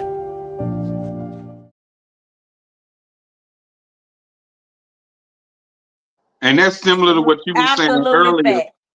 Absolutely That was fact. AJ had Because said earlier that we're not raising the men to be there for women, to respect women. Absolutely. we are not. We are not. We are not raising our boys to speak on their emotions and tell us how they feel and show that vulnerable side and we not nurturing that. We tell them to stuff it. We tell them to stuff it down, press it down, but men don't cry. But we, but You know. But when you do that, they turn out being gay. But AJ, we got boys 5 and 6 years old. You could go to any bus station and see them. 5, 6, 7 years old. Go to the bus. You just go out there where they catch the bus to school, and they already choosing sexuality at 5 and 6 years old. And they ain't even live yet to know what the hell it's all about, and they already being groomed and manipulated into some bullshit already. There was somebody sent me something. Matter of fact, D, I think you reposted it. The nigga woman, the nigga marriage. D, you sent that to me. I think your boy, what's the other dude be on here? George, the nigga marriage. The white man back in the day, if he get the man demoralized, he can manipulate the woman into turning the boy into acting like her, and teach the girl to be like her. Mm-hmm. And so you keep this vicious cycle of men who don't have leaders and women who growing up just like their mama. Mm-hmm. And those are the tactics slave owners use to degrade the black man. They would embarrass him in front of the women, so the women stop believing in him. And then they teach the women to do that. They already know if they get rid of that man, that real man, right? They get him out that house, they control that woman. Whether they put him on welfare or whatever they do, because she gonna need help. See. And so because that conditioning, when we sit up and say, hey, Tyler Perry, make some feel good movies about us, showing, highlighting us. Don't keep perpetuating the stereotypes about us, because we've been conditioned. Those stereotypes, they true, but those stereotypes have been ingrained in us. Those stereotypes, we were conditioned to be that way. You don't stop perpetuating that, showing that out there for the kids to see. You part of the vicious cycle that over time, if you keep seeing the same shit, the same thing, then you wonder why where the society break down. You wonder why motherfuckers out here ain't got no morals and shit. That's where it comes from. Over time, you keep that same shit over time. That, like you said, Kirk, that's what you gonna believe. How could you have? That's all we saying about. How could you have 3 the and 4 responsibility? How could you have 3 and 4 generations of welfare? How the fuck is that possible? You mean ain't nobody rise up? Nobody. But think about the cycle of poverty that they live in. It's Tyler Perry's fault.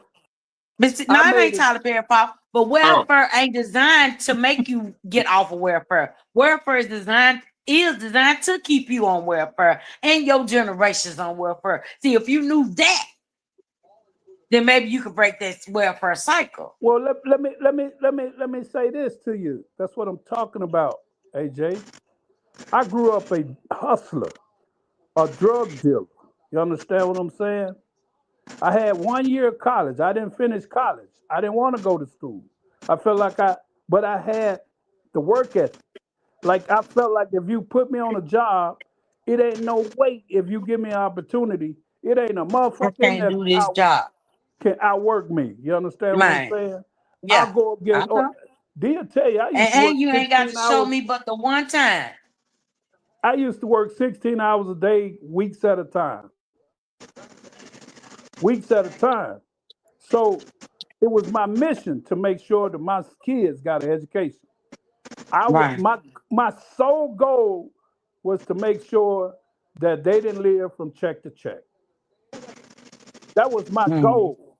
And I would have sacrificed whatever I had to do to make that happen. So the point I'm making. But if somebody poured into you that, if you didn't get poured into that, if you didn't pour into your kids that, see, then that's how you, then that's easily how you can have 4 generations of welfare. I was raised a hustler. I could have kept that. I could have taught them how to do drugs, how to sell drugs. I was good at it. You understand what I'm saying? But what was always on my mind, I know the dangers of it. So I'm going to keep them from hurt and harm. Yeah, ain't no 401k from drug dealing. Ain't no 401k. See the dangers that I took the night. People don't talk about the dangers risk of it. They glorify. They glorify. Right. And you don't think about all the nights I'm worried I got $15,000-$20,000 on me. A nigga at any moment can pop me, stick me up. Right. Because he know how I'm moving. He know how much I'm selling.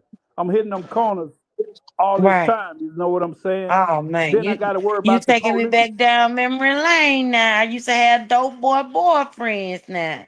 Yeah. I had to worry about the dope man. I had to worry about getting your stuck up. friends. I had to worry about the police. Haters, and you got to worry about that crackhead, because sometimes fuck around with them, see if they won't get you up or put somebody on you or tell somebody where you at or what you're doing, what you got going. Hey, AJ, I used to go to this one house, right? On payday, right? I catch all them dudes from CTA and from the post office, and they'd all come over Smiley's house. And I get me a plate of food. I break Smiley off $100, and I just sit there. And them niggas, listen, they wouldn't buy big pieces. No. They'll buy small pieces all night long. And so when the money start getting thin, when they pockets almost empty, they start saying shit like, "Hey, bro, man, let me get some credit to the next payday." Man, they'll say like, "Man, that last pack, now that you remember that them 3 packages I bought before? That was not that man. One of them packets, man, it wasn't hitting right, man. It was short, man. But I said, nigga, take this dime and get on, cause I'm finna go, cause I already know they ain't got no more money. So he looking for something for free. So I ain't gonna embarrass him by dogging him out. I give him a crumb and keep going. I done took his whole check. Keep him a crumb and keep going. Yeah. I was smart enough to give that nigga $10, and then I said, "Hey man, I gotta go run. I got to go make a run right quick. I'll be back." And I ain't coming back. Right. But you got to know who you dealing with. That he ain't gonna, his wife and his kids and everybody else ain't gonna come back and, "Hey, where my daddy money at?" and all that. Cause I done got all of that. Yeah. He used to call himself separating it. "Hey man, right here now, this my bill money right here. This for my house. Now this right over here, this here for me right here." And for the night over with, he gave you that damn bill money. For it's over with, I got all of it. I'm such a sympathetic drug dealer. Now, man, don't spend your bill money, man. Hey man, listen. I give you my product. I'm getting my shit. You can forget about it. I done seen niggas go out and work all day, like had their own business, like say a carpet layer, go make $600. He go lay carpet, man, and come over there. He take one hit, and it's over with. I'm getting all of it. Yeah. And so man, I made it a mission to make sure my kids didn't live that kind of life, man. Right. That was when my parents tried to give me an education and I didn't want one. Right. Once I But got see, up and that saw goes how back hard. to that train up a child Once I got in the up. way they should go. Once I got up and saw how hard life was, it ain't no fucking way I was gonna let them be drug dealers. But their work ethic, even though you sold drugs, you had a work ethic. See, Yes. that had to be ingrained in you. And they got to see you had that to hard learn work. that from somewhere. You had to see that. You had to see that demonstrated to you somehow. Yeah, you learned it from the street. My daddy was a hard worker though. See, my daddy said, listen, if you're gonna hustle, always have a job. He said the reason you need a job is because you cannot have neighbors and they see you got all that nice shit and they don't never see your car go to work. Cause they gonna figure out what you're doing and they keep seeing all that traffic coming to your house. They finna tell on your ass. And not just for the names, you got to have a cover out here. And it just don't make no sense to sell drugs without a cover. And I done had police friends tell me, said, now, most of the time we ain't coming to your house until we start getting them complaints. Right. He said, when we get them complaints, we're going to ask for a search warrant. We're going to put somebody over there to case you out. Or we're going to send an undercover to case you out. And we coming in there. So I used to always, even when I didn't have a job, I used to get up and put on a work construction hat. I had clothes that maybe I look like a construction worker, all that shit. I used to pull all that shit off because I wanted to look like I'm going to work every day. So you were putting on a whole outfit and wasn't going nowhere? I'm hustling. I'm going hustle. Nigga be like, man, why you got a construction hat on, nigga? Nigga, I'm working shit. Right. Okay, I guess. I ain't going out there with gold chains and shit on. Right there. That's a nugget right there. That's a gem for you young folks that's listening. Yeah, they ain't gonna do that though, cause they got the flaws. Now that's too much. That's too much effort to out there. They ain't for do all that shit. They like getting stuck up though. See. Yeah. They like people knowing that they got it going on like that. See. Mm-hmm. Oh yeah. Me, I didn't want them to see that I was dealing drugs. Man, I'm broke as a joke. Niggas start counting your money, man. Right. Niggas start hating on you, man. Then they start plotting on trying to rob you. There you go. Niggas start right. Man, do you know? You gotta worry about your friends. My daddy told me something a long time ago. When I was 15, 16 years old. Daddy, how come we can't never have no friends come over? He said, niggas come over your house and they see what you got. Oh Lord, it's over with. They ain't got the courage to come in here and rob you. They gonna tell somebody else. They gonna tell somebody else. My folks didn't allow me to have company either. Yeah. Because people see it's the envious and jealousy thing, you know. And you got to understand that we under some warfare here. And you got to understand also that people ain't convicted no more. They're not convicted, and we didn't raise our children convicted.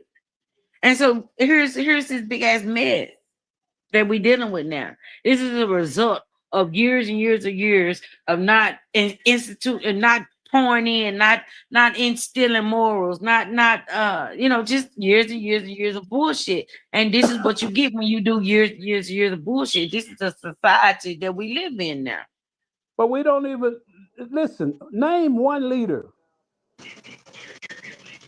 One modern leader that you know of. Name one. Right. What a new Donald Trump.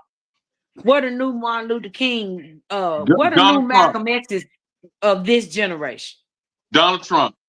Uh-huh. He just used it for the wrong thing, but Donald Trump. Man, Donald Trump said, I'm the president and I approve this message. I can do whatever the fuck I want to do. Ain't that sad though, D? We used to have leaders, man. They were. Well, you know what? I looked at But that they too. snuff, but you know they snuffed out our leaders. See, whenever you No. have the ability to get people to do something or affect their life or affect change, then you become a target. Then they snuff out our leaders for a reason, people ain't so willing that to we take risks. could break down, so society could break down like this. Well, people ain't willing to take risk anymore. And those who Right. got money, they gonna keep their shit quiet because they don't want their money to get cut off. Yeah, I got mine. You go get yours. Like when I was so big in Bastrop, throwing my parties, having over 7,000 to 1,000 people, and the whole city was trying to stop me.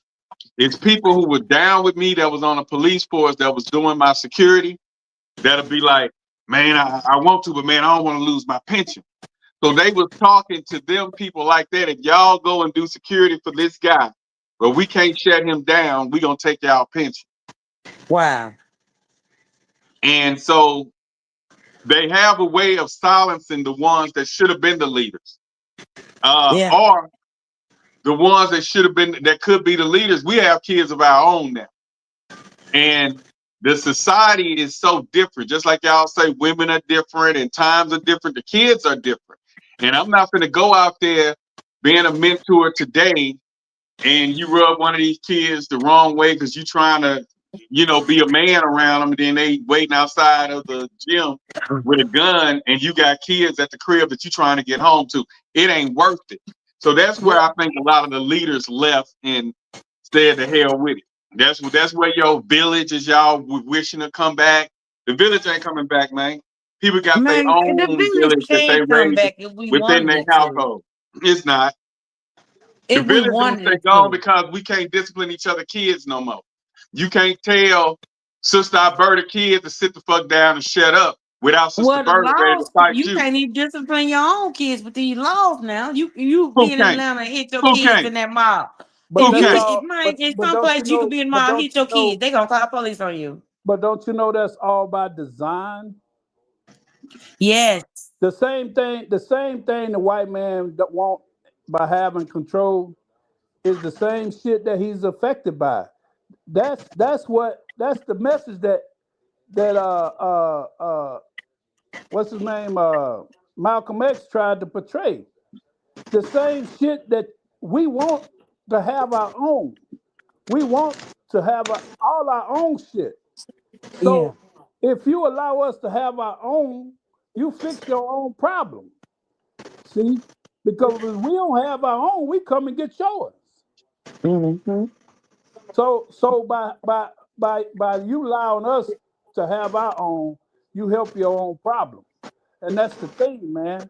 We collectively got enough successful people to make a lot of changes, man.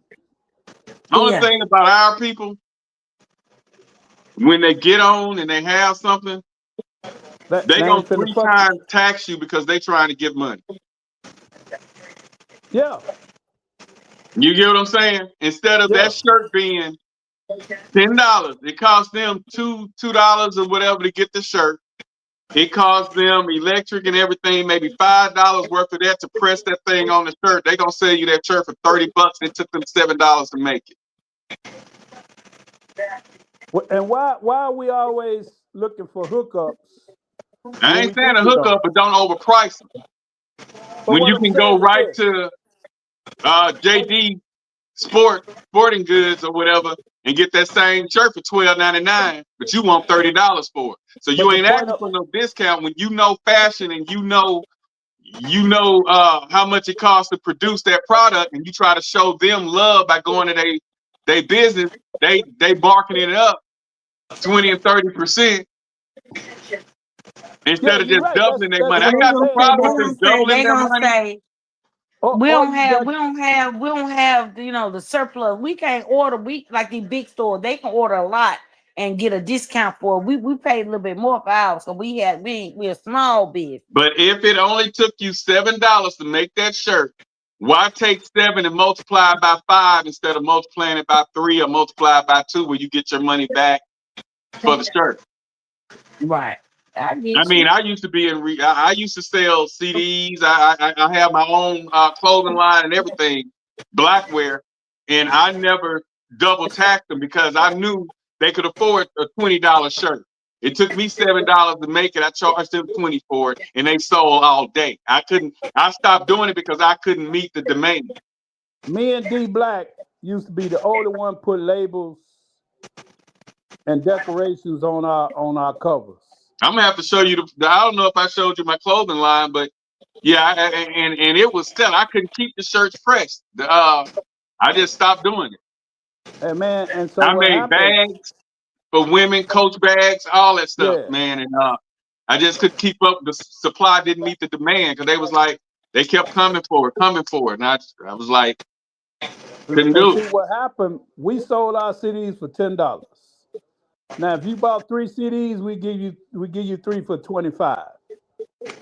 But what we was doing, the quality of music we was giving you, and the design of the labels, and you know what song? The labels, the songs had to be clear. It was at least what it wasn't 128. We would go above the 128. Yeah, but we put the time in. It wasn't no. Yeah. You know, niggas used to give you a CD and it just had R. Kelly wrote on it. Right. All raggedy and shit. We was giving people better quality labels than you find in the music stores almost. Right. We put the time in there.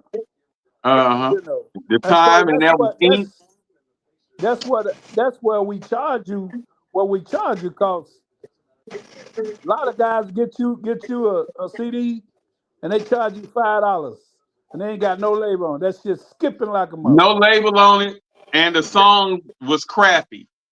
Yeah, it'll play about. Yeah, I played that song. It played a minute and a half and cut off. Yeah. And then they used to come to us and let us hear what they gave them. And I'm like, hey, that's why my slogan is: sometimes you get what you pay for, and sometimes you pay for what you get. Yeah, that's true. See, we spent the time and we would listen while we doing what we're doing. We listen once we make that first album. While we make another city, we listen to the whole album, make sure that. Yep, and if we hear one song wrong, we started over. We got to redo the whole damn thing. So we put that work in. We knew couldn't nobody touch us. We had another guy used to come and buy our shit, and he would sell it for $12 because and he would only mess with us because it was that good. He knew it was gonna be quality. That's how me and D Black hooked up, because I didn't know how to burn CDs and shit like that. And the dude told me, say, you need to get with this dude named Dwayne Burns. I said, who the fuck is that?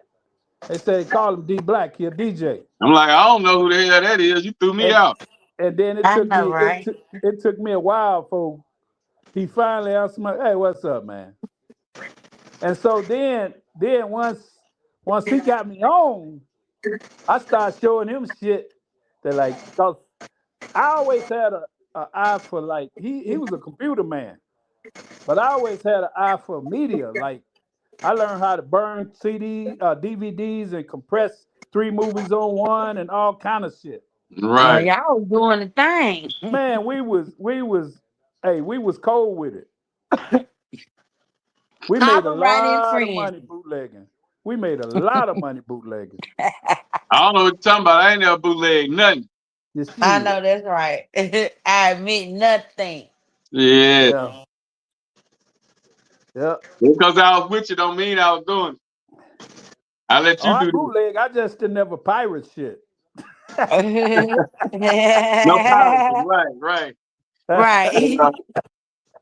But yeah, so my question to Africa though, on the cool, do women of the day really have it that bad where a guy can actually see you struggling and not even offer to help? He'll walk right on by and be like, fuck it. Have you seen that in your community, the places you hang around? Yeah. I'm gonna tell you, like I say, man, and it's true, man. Demographic play a role. In my area, where I live at, I see a lot of help. I see women getting doors open for them. I see women getting help from people who got big packages. I witnessed that. And you know, I live in a pretty decent So you neighborhood. think it's a matter of environment? Demographics play a big role. And Well, for dating too. Because if I mean, if put it like this. if there's not a lot of available men in your area, Right. Okay. you ain't got no pool to fish in. Right. Okay. Now, when he broke it down like that, okay, that changed what I was gonna say, because I do see where I'm in a nice area. Yeah. But I do see at places like the Food Depot, it's more 30-year-olds there, and those guys the 30 and under guys ain't messed up about no shivery. They don't open doors. They walk in front of them women when they walking in there. They don't stop and let them pass. They can see an elderly couple coming from church and walking slowly to go inside. They'll go right past them and go up in there. They don't throw them no buggy. They don't offer them nothing. They just walk on in there. So we do live in a society where the guys don't give up and the women don't either. So if you live in an area where there are more men They that's don't want working, to be simps. Men don't want to be simps no more. That makes them a simp. Chivalry make them a simp nowadays. Now we had an episode where we asked, was chivalry dead or whatever? And now my cousin Austin that be on here, he been the chivalry man all his goddamn life. I'm talking about in high school, this little fucker was opening doors and shit for women, throwing his damn jacket on the ground. I'm looking at him like, nigga, you know. But I didn't start doing that similar until I got married. So my wife is worthy of me stopping 20, everything, open the doors on occasions. When we going out to eat, open the door, if it's a nice night out. But me just doing that for anybody I was dating, I didn't do that. You know what I'm saying? That wasn't my thing. She got 2 feet, she got 2 working arms, and shit. You open the door. Let's go. What you waiting? What you waiting on? I'm about to walk in here now. What you gonna do? Sit in the car? You finna come home? But Austin, he believe in that chivalry shit since high school. So anybody he ever dated and was figuring he being a simp or a wimp, nah, that nigga been doing that shit. I don't know where he got it from, but that bastard been doing that shit since high school. But I just didn't do it until I got married. You know what I'm saying? And then my wife don't even really like me doing. I do it, she be shocked. And it's like say, cause she like, I'm not handicapped. You know what I'm saying? But so chivalry isn't necessarily. Right? That's what I'm saying. That has a lot to do with how you raised. No, that has a lot to do with how you Dad raised. opened the doors for Mom. I just chose not to do that until it was. But he was married. Yeah, you're right. Because he was married when he was doing it for Mom. So yeah, I just didn't believe in jumping out there. Hell no, shit no. I raised my boys to open the door for me. I believe they should open the door for everyone. So for me, I do it because it makes me feel good, even if the woman need it or not. No, I'm saying if it's somebody I was dating, I really didn't put my all into it. But if I'm going up there and I see Miss Haynes or something and she's gonna come in the door, I open the door and let them in. I see an elderly couple, yeah. But it wasn't mandatory but not for for, anybody. Not for no young one. It wasn't mandatory. Well, I mean, I'll do it now if I'm going up to the door and it, but I'm not gonna break my neck for somebody that's storming outside and she got an umbrella, I got an umbrella. I'm just gonna go out there, stand in the rain, and no. You better do it now for your wife, don't you? Say what? Don't you do it now for your wife? That's the wife. But somebody I was just dating, it was on occasions. It wasn't this nigga was die hard no matter what. Right. But that's what he wanted to do. You know what I'm saying? But I help him out and I'll open the door too, but it wasn't mandatory to me to do that. You know what I'm saying? So it'll be occasions and spells, but my whole day wasn't a. We get out, it's You raining. open the door for me. So what? You saying your everyday thing one, hey, let me get that door for you. No. Okay. Not but most majority of the women that I rolled with, they weren't really about that no way. Before But see, if I that's thought about what doing happened. it, See, that's part of the breakdown right there. yeah, when See, that's what I would jump happened. up and try to do it, they'll be like, I'm good, you know, and I'm like, okay. I'm good. Just Like I said on here the I other don't week. need a man. Just like I said the other week when I was on here. All that lovey-dovey, hold hands and shit.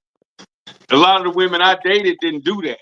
Majority of them I dated didn't do that. But this one, the one I'm with now, did that. And so it was like, it was kind of weird, but So basically, that's what she what liked. you was required to come up to meet. If you wanted to be with her, you were required to do that for her, right? We don't What you mean? require men to do things like that no more. Right. Well, it shouldn't be a requirement, but right. it should be an expression of, hey, I really like when we hold hands. See, when you say things in the proper I like, context, or better yet, it ain't that I like when we hold hands. Just show me some attention, show me some I like affection, the show way me that you Kurt said still it because want me. he saw you threw me off when you said a requirement because I ain't gonna do nobody's requirement. Hey, listen to me, AJ. AJ, listen to me. Nothing's better than freedom of choice. Right. Like I don't want you feeling like you obligated to do some shit to me or for me. Exactly. And that I ain't got what you want to do. See, please don't. That's why it's not a requirement. Mm-hmm. You tell me what you like, right? And then let me decide. There you go. Yeah. Then I can work with that. But all of that, you got to do this here. I'm used to my men doing that. Well, you need to go find them. You sitting over there pouting because they ain't holding your goddamn hand and they ain't did nothing to you. When all you can do is say, "Hey, babe, hold my hand. I just feel like touching you." That's not right. It just comes off cleaner that way. See, quit speculating. I guess I wouldn't necessarily say something like that. I would more or less just grab your hand. Or you'll sit there and expect it. No, if I'm expecting it and you don't do it, then I'm gonna grab your hand if that's something that I want. Well, what I'm saying, most women won't say nothing, and they won't reach for her. Then they'll fold their arms. I can't expect you to read my mind if Dude, I didn't tell. I know a woman that dumped a man who she was married to, helping her take care of bills and all that shit. She dumped him because she said when she working all day on her feet, he never rubbed her feet. Yeah. All he had to do was let him know, even if it's in a joking way or in the middle of a heated argument. I work 24/7. I work 16 hours a day. I don't work 10-hour shifts standing on my feet all day, and I can't even get a foot rub. Say that, and then if he care about you, love you, whatever, it may take a couple of days, but like Kurt say, freedom of choice. Now he's saying when she take a shower, they land in the bed, he start massaging that foot, and then she like, but like you say, he can't read her mind, and she would never say nothing. Right, because see what made me smarter is I could remember a lot of times I'm in the kitchen cooking. I got more than one thing going on, right? I actually could use another hand, right? My woman might be sitting over there not doing nothing. Now she know we got company coming or whatever, and probably cooking for her family. You know what I'm saying? So the thought pattern, like, well, why she done cleaned up the house. But I'm like, why she ain't in here helping me? Da. So I'm sitting over there really getting salty and shit. You know what I'm saying? The resentment is building. I'm slamming dishes and shit now because I'm getting salty. So then I step outside and I check myself, man. I said, all you gotta do is ask her. Just ask. Hey, baby, I need you to come do this for me right quick. My hand's tied. Okay, baby, I got you. See, quit trying to act like they ought to be in the same headspace as you is, because that's where your mind at. See, Well, these all you movies got to got you thinking that. He Hey, can that was read the my biggest, mind. and I most of said the that time on all here. you That got to do. Most of the I time all had you to got to do is learn that. ask. Once I learned that part, I was good. It was the Yeah, learning that part, because I'm sitting here like, she got common sense. Any fool will see that I need her to do this, or I need help doing this. We ain't got but this amount of time. She's sitting on her ass looking at Lucifer or some shit on TV. And I'm yeah. sitting here like, but until you communicate, that's what communication. That's why they say That's what it is. communication is the key. Because you can sit there getting mad and be like, okay, well, she need me. I ain't gonna do this, the goose and gander shit. But they can't read your mind. Yeah. No. And when I learned that, I became a better mate, because Yeah, I just felt like they everybody had common sense.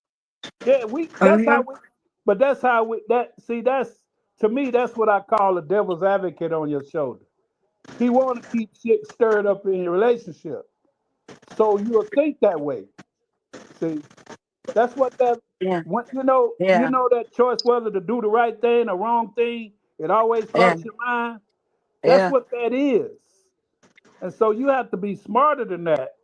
Quit thinking that everything is about you. It's not. Yeah. And I just start whenever I It's a want something from selfish her, generation going on now. whenever I want something from her, I just flat out ask. If she don't automatically do it, but see, because the one thing about us as men, we try to cover all bases. Like if I fix her plate, I already got her favorite drink ready too. She ain't got to say, "Get me something to drink." I got that covered. Right. So But men don't think like that nowadays, Kurt. No, they I don't. don't know why not. They absent minded, they one track minded, they not looking at it all the way around like that no more. Well, they're not interested in pleasing their mate. Then they think about what they. Exactly. And then they Because wondering here's the why. thing, you Then ain't they got a wondering woman why that gonna give them you young yet. girls, those 25, 26, 27-year-olds running to them 45 plus men, because And them they boys and strong. them YNs, as y'all call them, be mad as hell. Pick this Now, one I out. love the fact that I can be done with whoever because I'm not a person that needs you. Hello, I'm Miss Interdependent. If I was supposed to be on this planet by myself, I would be on this planet by myself. I think too many times women take too What much you got pride in going? being independent. Really? It's okay to Smells need good. someone. If you don't need them financially, that's all great. But there are other things that's happening in life that will require you to need someone. And too many times people are ashamed to say they need someone, especially women. What's going on with women right now? Y'all are walking Smell into your good. future with your Do you know? scars, Quit begging. using your scars as a way to guide you through life. That ain't the move. Telling a man you don't need him or being Miss Independent all the time is a coping mechanism. Now, I'm not saying stick around a man who treats you like crap. Yeah, you don't need that type of man. If you start treating every single man that made a mistake or every single man that you've been with as if he's expendable, then you become the problem, sis.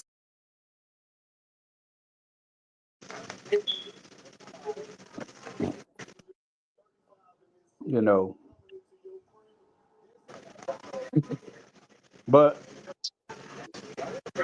And a lot of times, like I say, women Ain't you right? put men in a category because of their past experiences, and that's another reason why it's a lot of single women out there.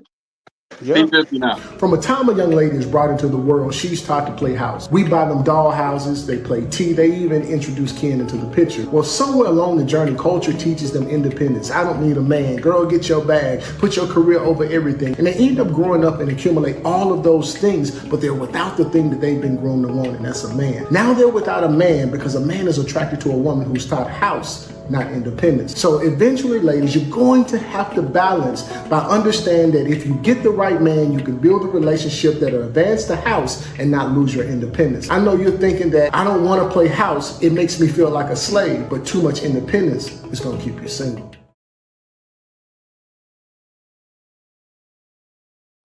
Oh, true. Too much independence. That's my true too. ex-wife, Tia used to call me for years after, like she lived in Dallas, I live in Fort Worth. Kurt, can you come do this for me? Kurt, can you help me do this? I used to like, damn, your pussy that bad, you can't get a nigga to do nothing for you? Like nothing? You know, I felt like as a woman, you ought to have some attraction where it's all how you represent the package. You ought to have some type of attraction where a man at least would want to come and help you out. But what happened, men see through you and they already know what you're about, so they don't play them games, see? And so, man, we have to teach these young ladies, man, you can be independent and you can get a career. That's fine. But you don't degrade the man to make yourself look more valuable. Right. There's some good men out there. There's some sharp men out there that's willing to be a helpmate, willing to be the right type of partner for you. But you can't be advertising them and using them like, as long as you get what you want, that's all it takes. A lot of women who get a man. How can your conscience allow you to use somebody like that? A lot of women will get a man and don't know how to treat him when they get him. When they can have a good man, and the reverse could go the same. But it's such, men have got to the point where they know they so outnumbered with single women that they got, like they say, they just got choices, man. They can tailor made what they want.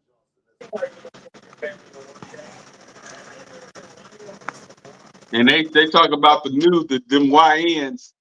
They say men taught us how to live without them when they stopped being men.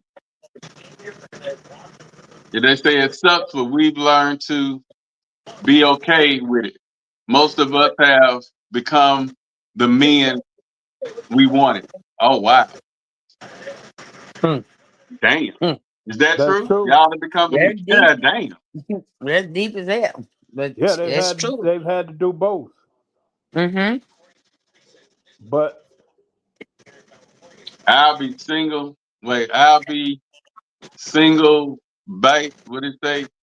I tolerate another before she tolerate another 1 ounce of bullshit, BS. And I'm okay with it because men aren't men these days. And who is the fault? Who is the who's to blame? The parenting, of course. It's got to be the parent. Blame their mama. Yeah, it got to be the parenting. And then y'all taking care of them too. Hey, Michelle. You don't say you not, but you done took care of nigga before. You know. Took care of nigga. You mean my son? My son? No. You talking about my sons? No, your little man that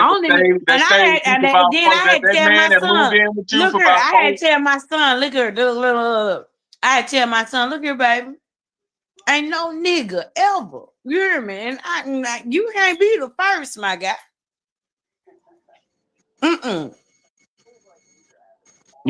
Okay. Oh, okay. You know you done had somebody moved in there for about a month and a half, 2 months, and then you found out he was messing with one of your friends and you put him out. Oh no, look, my neighbor came over. He tried to holler at the neighbor, Lord. What you did do that at? Yeah, what the neighbor look like? Gee, I guess she had an apple fatter than mine. Yeah. You know what I'm saying? But yeah. Right, AJ. Yeah, I wish them well. AJ, you weren't feeding that nigga right, AJ. I can cook my ass off. No, I can cook you and make you taste good. You was holding back something, AJ. I can cook you and make you taste good. You was holding back on something though, AJ. Yeah, if he was trying to mess with the neighbor, he really wasn't feeling you like that. Yeah, it might have been. I think when I look back on those types of relationships, How and was she those dressed? times, Was she those skimpy times dressed? in my life when I decided to, okay, I'm gonna settle down and be with one guy, and we gonna just be in a relationship. And you know, I've done a 10-year relationship. I done a 60-day relationship. I done a 5-year You relationship. did a one night stand. I did several of them. You know, and so when I think about all of that, right? When I look back on all of that. Girl, I love you, girl. You put it out there. I ain't even lying. I ain't ashamed. Yeah, no, she ain't playing. She ain't the only hoe out there. Tell her, AJ. I ain't ashamed. I ain't ashamed of my story. It's my testimony. AJ said she was passing them like you passing out flyers for the clubs. She was passing out them flyers. It wasn't like that. Like my body count ain't just high. I ain't even run up a body count. It was Oh, more. I was hell. selective. I was a selective hoe. She had nerve to say body count. I was the selective hoe. Let's get it right, okay? Yeah, right. I wasn't just Selective fucking head. everybody. Everybody that want to taste can't get none. Just because you want to have sex with me don't mean I want to have sex with you. There's a difference. AJ, listen. You was doing good. You said I done had 5 years. I had a 60 day. 10 year. I done had 10 years. I had one night stands. I done had a married man. I done had a little bit. I had a lot of them. Yeah, I done had a lot of them. I done had. So I done had about 5. They didn't want to come back. That's a lot to me. 5 is a lot. 5 is a lot to me. I done had about 5 one night stand. Yeah. $5 can't get you shit, AJ. One hit. But I done had about 5. I done had about 5, 4 or 5 one And night whenever a stands. woman tells you that, you multiply it by 5. No, I enjoyed every last one of them. No, because see, here's the thing. I'm selective. I'm a selective hoe. You got to get it right. Everybody don't get none. See, just because you want me don't mean I want you, boo. I got to want you back. And there's the difference. Well, hey, AJ, I don't want no woman that don't want me. Fuck all that. Don't give me no sympathy. Don't give me no sympathy pussy. Exactly. Sympathy pussy. Now, I don't want no man that don't want me. Bye. You don't want me? Bye. That sympathy pussy ain't about shit. I done gave out a little of that too. Yeah, you did everything. Oh, a little everything, Lord Jesus. Look at me. I'm thinking back over my life. And she gave it all up, all them years, and now she want to be settled. You should have met me when the block was hot. The block done cooled off. The block is cold. I hate women like that, bro. Hey, saving it for whatever. You gonna let me not be a hoe no more, ain't it? You gonna let me get my life right, ain't it? D. Hell no. Once the hoe stay a hoe. See, the last corner of the orange juice won't nobody drink, huh?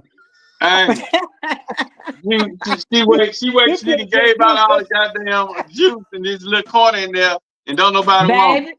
Baby, this juice still like Aquafina over here, baby. This juice like water over here. It's water over here. You're right. It it's water the fuck down. It's water. And it's good. Water is good for you, sweetheart. Drink a lot of it. Now you want to be damn celibate. Whatever. What the hell else? It's still water. It's still a waterfall. I just had to, you know what I'm saying? Turn the water hose off for a minute. Hey, what's her name? What's her name? Played in Harlem Nights. Why you didn't drink the last of this goddamn orange juice? I put my mouth already for some orange juice. Ain't nothing but a drop in there. Hey, that's her all day. That's that goddamn AJ. That's that goddamn AJ. Go ahead, AJ. I ain't gonna let y'all bother me, but like I said, I done had a little bit of everything. God done blessed me to experience life in such a way where I hold no regrets and I'm not ashamed of it. Okay. But what I say, when I say now that, yes, I am a more settled version of myself. I am a more mature version of myself. I am a more spiritual version. Huh? I'm a lady now. I've been a lady now. Like I said, I wasn't no street walking hoe. I was a selective hoe. I was an escort hoe. I was one of them type of. I wasn't just no street walking hoe. But what I didn't like, what I never liked is $2. Women, you know, they've been balling out of control. Then when they get to you, they want to act like they good and say, "Get the fuck out of here." Right. You can't. Right. My uncle used to say, "What do you say? You can't switch boats in the middle of the pond, baby girl." Man, get your ass out of here. Right. And now, here's the thing. If we started off like that, and that is what it is, that type of relationship, that's the nature of our relationship, that is what that is. We know but your, right we know here, your, right we now, know, we my know your mind ain't background. on sex. Man, I just want to know somebody from the inside out right now. I'm tired of being shallow and too late now. It ain't too late. Oh, okay. It ain't too late. Okay. It ain't too late. Okay. Not too late. I'm When it's not gonna be dying. too I'm late just. after 5 years? I got lupus, but my lupus is good, and I ain't sick, and I ain't been in the hospital, and I'm not, really. I'm not dying. I don't think, no more than anybody else. So no, it ain't too late. It ain't too late. But and like I said, I can't wait. I can't wait to give a man this new version of AJ. Oh, it's gonna blow his You have to mind. leave. You gotta do like Kurt said. You got to leave your city. You gotta leave out of town. You gotta get you a new state. I ain't worried about what you talking about. I ain't fucked everybody in Memphis till I ain't got no more left. Stop playing with me. Hey. Stop playing with me. Oh shit. Kurt say shit. You gotta leave the state.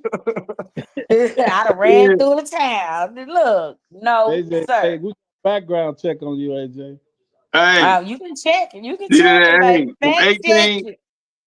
from Look, line them up. Line all my little boo things up. From 18 to 62. Yeah, baby. You grown now. Well, let me tell you something, man. If I was to split over my old lady, I ain't saving shit. When I'm on that deathbed, when they look at me, they gonna say, "Oh, he used it all up. Ain't shit left. Nothing left." Yeah. But Dr. Melinda Malachi, that the videos I've been sending you about that doctor who talks about men's health. Right. She says specifically that it's actually true that if you don't use it, you lose it. I was telling a partner of mine that too. Because when you would see the body is designed, the male body is designed that you usually get 3 or 4 hard-ons a night. Even when you sleep or when you wake up, you get a woody when you wake up or whatever.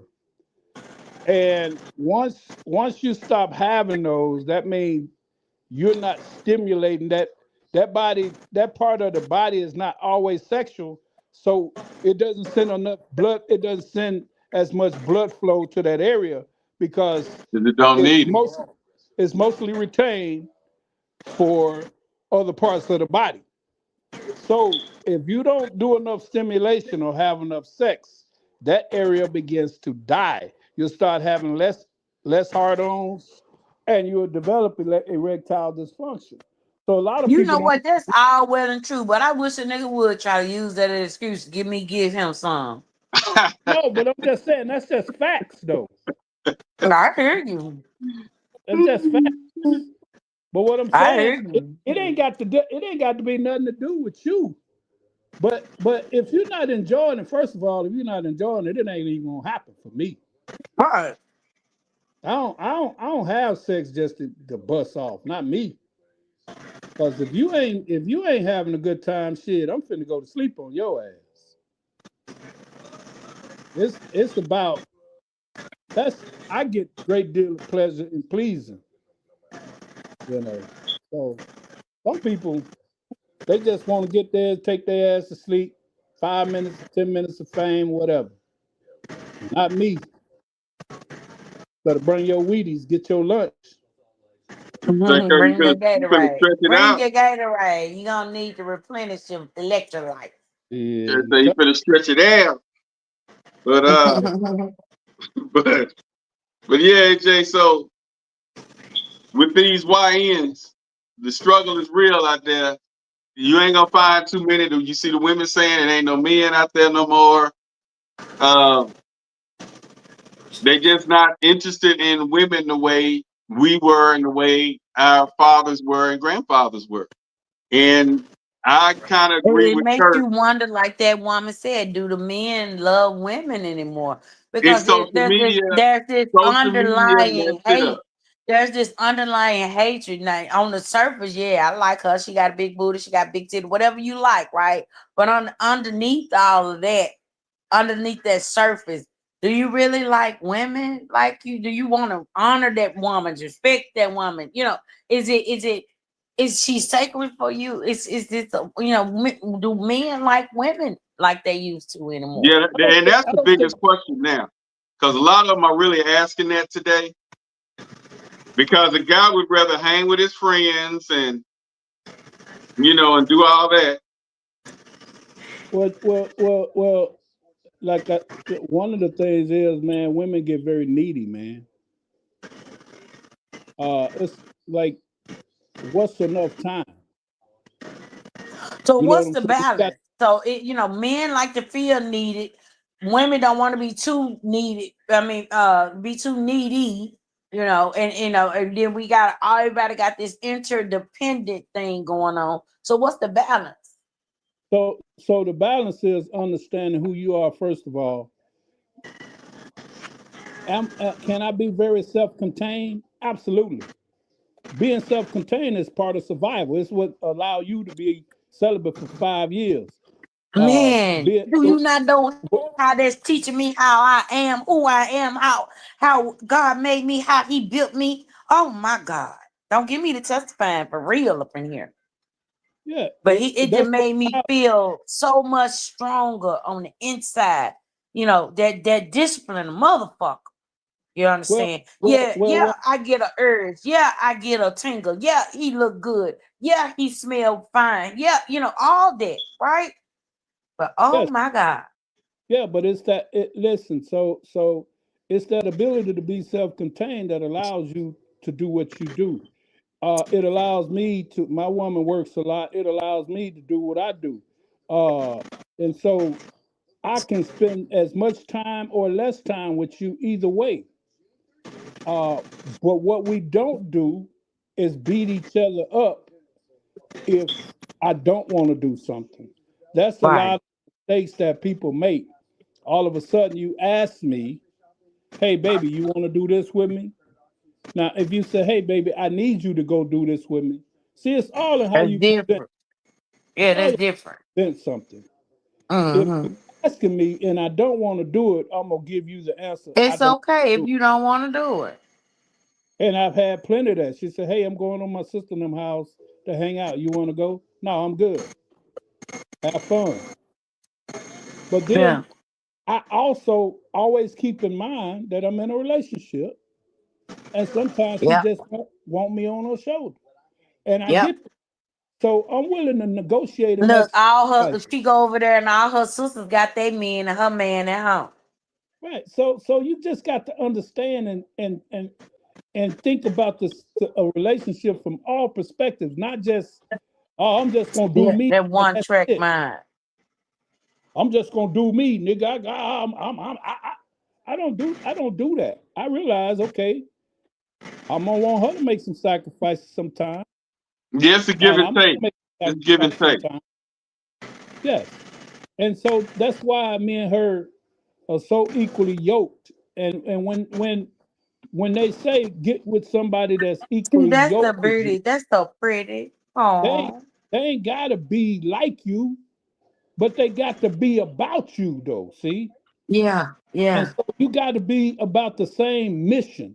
That's what equally. We want a beautiful relationship that's not built on pressure. And because who wants to be pressured into some shit? Like I want you to want me just as much as I want you. Man, and if you don't, let me know it.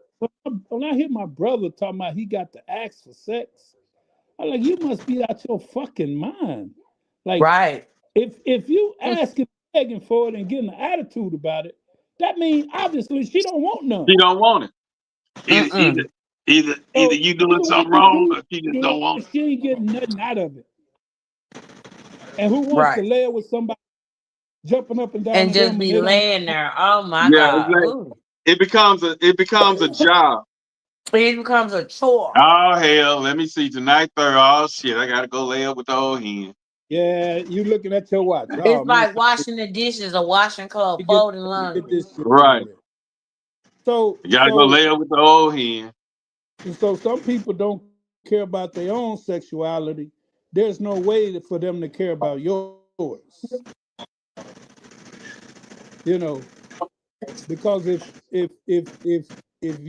I'm there and available and the sex is good and you don't want it, either you got something physically going on, or you getting somewhere else, or you got something entirely different going on. Right.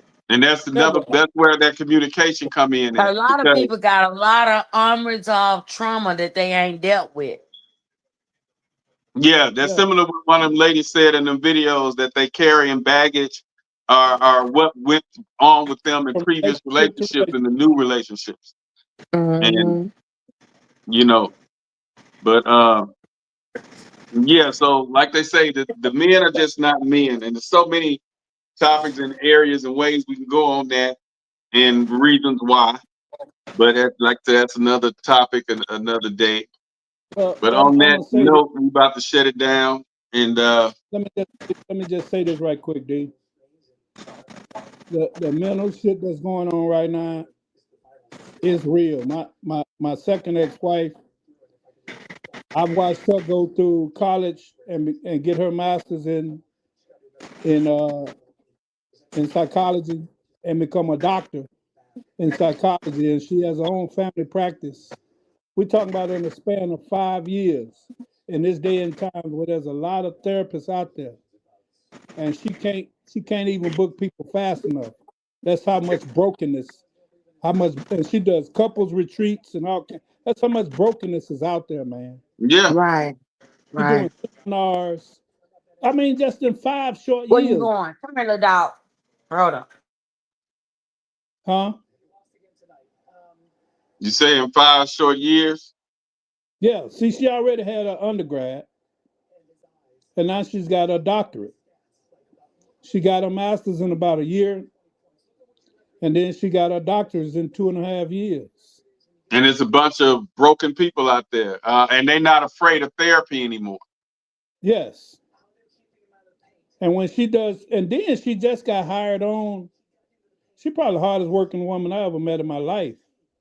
But she wasn't as mature. And she told me, she said, I wish I was the mature lady that I am today when we were together. We had a perfect relationship.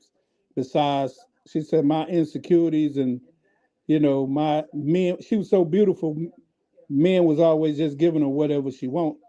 And I didn't give a damn about how beautiful she was. I ain't that type of dude. You ain't gonna run me. That just ain't gonna happen. And I had already been through a marriage and 6 kids. And you think losing you means something? Shit, you better ask somebody. I ain't give a damn at that point. Right. But she just got hired on. She teaching 2 courses now at the university. So she just making a shit ton of money, man. Right. But she ain't doing it and she does seminars and stuff, man. She ain't doing it. She's doing it for the money, but she's doing it. She's trying to help some people, man. And that's why I say, when you get a break and you sitting down on your quiet time, which is probably Friday or something, you doing nothing, put the movie on yourself and watch it.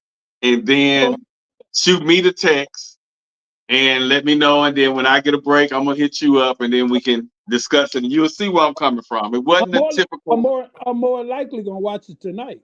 Yeah, that's what I said. I said, you probably going to go ahead and look at it tonight.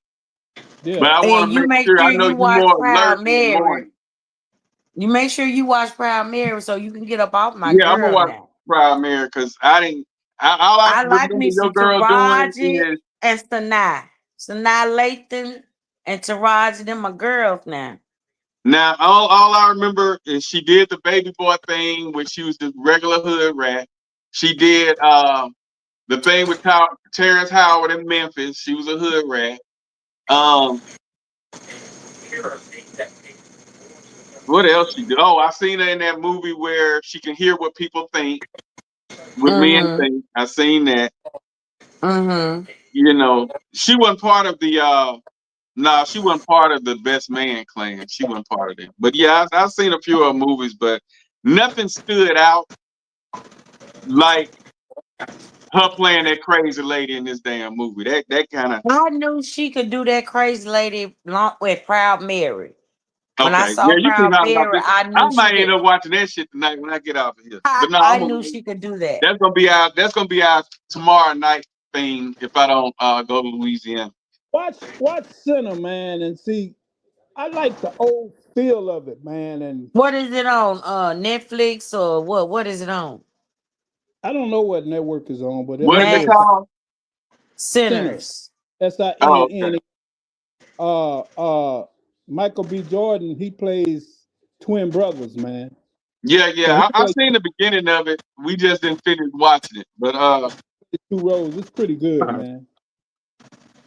Yeah, that was. I like that part because at first it was throwing me off a little bit, and then I had to really look, and it took the wife to say, "No, that's him on. He playing both of them roles."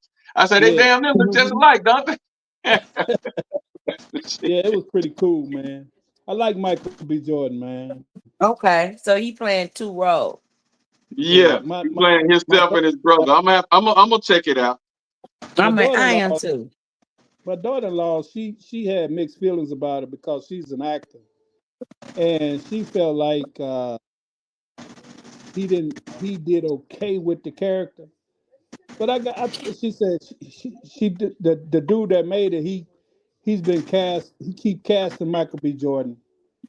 But I said, the thing about it, the roles he play in, he play the roles well, and sometimes you can tell if he's given a certain role, he could play it. So a lot of times you're only good as the material that you get. Right. Right.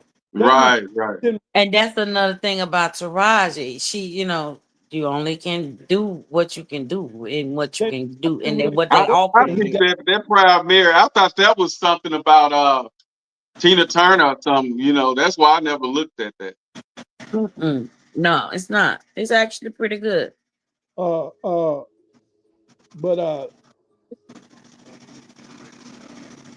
what's his name? But then Jamie Foxx didn't blow up to me till he made Ray. Right, that's true too. He was okay when he was doing but he really shined playing Ray. Yeah, he did that. I can't remember. He came a long way from what's that movie? Love Slow Jam. What is it called? Well, he was in that movie with Vivica Fox and yeah. Oh yeah, you know what I'm talking about. I know something. I can't think of the name, but but yeah, but we about to land this ship, y'all, and we'll be back probably next Wednesday, and then I want to talk about the. Are you hip yet on Kurt on the incident that happened in Louisiana with the Crowders? No. I gotta watch it. When did this happen? It happened in November of last year. Yeah, November, and they let him off. The officer got off like last week. The grand jury said that they could let him get off. The problem is, I'm gonna send y'all videos. The problem was, it was a routine traffic stop at like 9, 10, 11 o'clock at night in Bastrop. Across the ditch, I think. And he got out the car and took off running with a gun in his hand. And while running, the officer was saying stop and all that, and he kept running, and then I just shot him up, boom, boom, boom, boom, boom, killed him. He was probably 21, 22 years old. And they probably let him off because the guy got out the car running with a gun. However, if someone's fleeing from you, how are they a threat? Yeah, you can't shoot him back. He emptied 17 shots into this little boy. That's overkill. So my question is gonna be, since they let him off on that, when does that turn into excessive force turns into a hate crime. 17 shots. So, You empty the clip in this dude. I'm gonna tell you this, D. There's a lot of police officers in my family. A lot. I had one uncle, my daddy's older brother, Billy. He had 5 of his daughters were police officers. One of his sons was You need to get one of them on here then. And another one of his daughters was another one of his sons was a FBI agent who worked under the Bush administration, that worked at the White House. And one of his daughters that's got a son, he works under the Obama administration as an FBI. Okay. And she's a sheriff in Monroe. Her name's Shirley Henry. She was a sheriff in Monroe.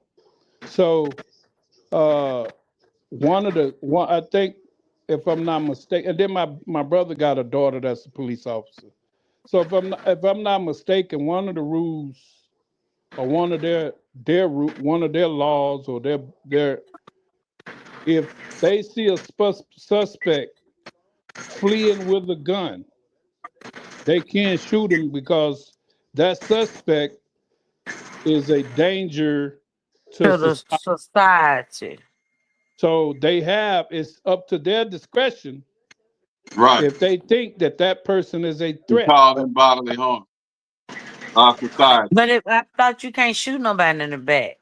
That's where it used to be. That's some old cowboy shit. That's some old cowboy shit. So, cause what if he shoot at you and he missed, and then he start running? Right, but he didn't. I understand. I understand the shooting. I understand that. Don't get me wrong. The shooting mentions, like, a lot of people got mad at me, and like I said, we're gonna go ahead and close. But a lot of people got mad at me with the lady who got killed because the boyfriend shot at the cop, and then they shot up the place and killed her. Yeah. In Minnesota or something like that. Yeah, worldwide. My thing was, had he not shot, even though they was beating the door in trying to get in, nigga, you shot at the fucking police. So they had a right to open up, and they felt like their life was in danger, and you is the reason that she's dead. But when they had the wrong location first, and they went to knocking on the door. Yeah, they were beating on the door. Breonna Thompson, that's the case you talking about? Yeah. Breonna Taylor. Yeah. And her boyfriend shot at the door first, and then they. But if somebody beating at your door and trying to come in your door, and you don't know who it is. He said they didn't say that they were cops. Right, that's what I'm saying. If somebody coming in your door and you don't know who it is, you is gonna shoot first and ask questions later. Yeah, you saw what it did to him. Yep, got her. You gonna let somebody just walk in your house? They ain't gonna walk in, but we gonna hide up with our weapons, and we gonna see who the hell it is. Because you don't want to get the shoot and they got more ammo than you. You gotta think. Especially if I got my kids in here too. I gotta be like, we gonna see what's up. Because I got kids and I don't want their lives taken. And so I may have a 9mm. But what if they got semi-automatics? And then I shoot at them, boom, and they just shoot up the whole damn house and kill everybody when I could have waited and let them bust my door in. The YNs got switches in that, baby. The thing now, he gonna move in the era of caution first. You always got to think, how can I resolve this situation without getting me harmed or getting my family harmed? Or thinking about everybody. What's the consequence? Who's gonna suffer this consequence? I'm gonna say, baby, you get over there. I'm gonna get over here. The kids gonna be over there. When they come through this door, we gonna see who it is. Boom. Yeah, I don't give a damn about no ego when that nigga got a gun and they ain't got shit. Right. And that nigga got the right to do whatever he want. Pretty much, the law gonna always be on his side. Yeah. And so I always got to think, how can I get out of this situation safely? We can deal with all that other bullshit later. Right. Yeah. So that's what I teach my boys. Listen, keep all your shit together. All your tags, your driver's license, keep all that shit the right, because people be hating on you, man, just cause you look like you living well. Yeah. You never know. A lot of cops be going through a lot of shit, man, and they be anxious. They done been on the force for 8-10 years. They ain't never used that gun, man. That gun, man. That gun make you feel some shit, man. I done carried a gun. Are they gonna make you man? Make you feel like you a man? Give you that shit a hero booster, man. You like, nigga, I wish a nigga would. Yeah. Your mind, man. I wish a nigga would, man. Yeah.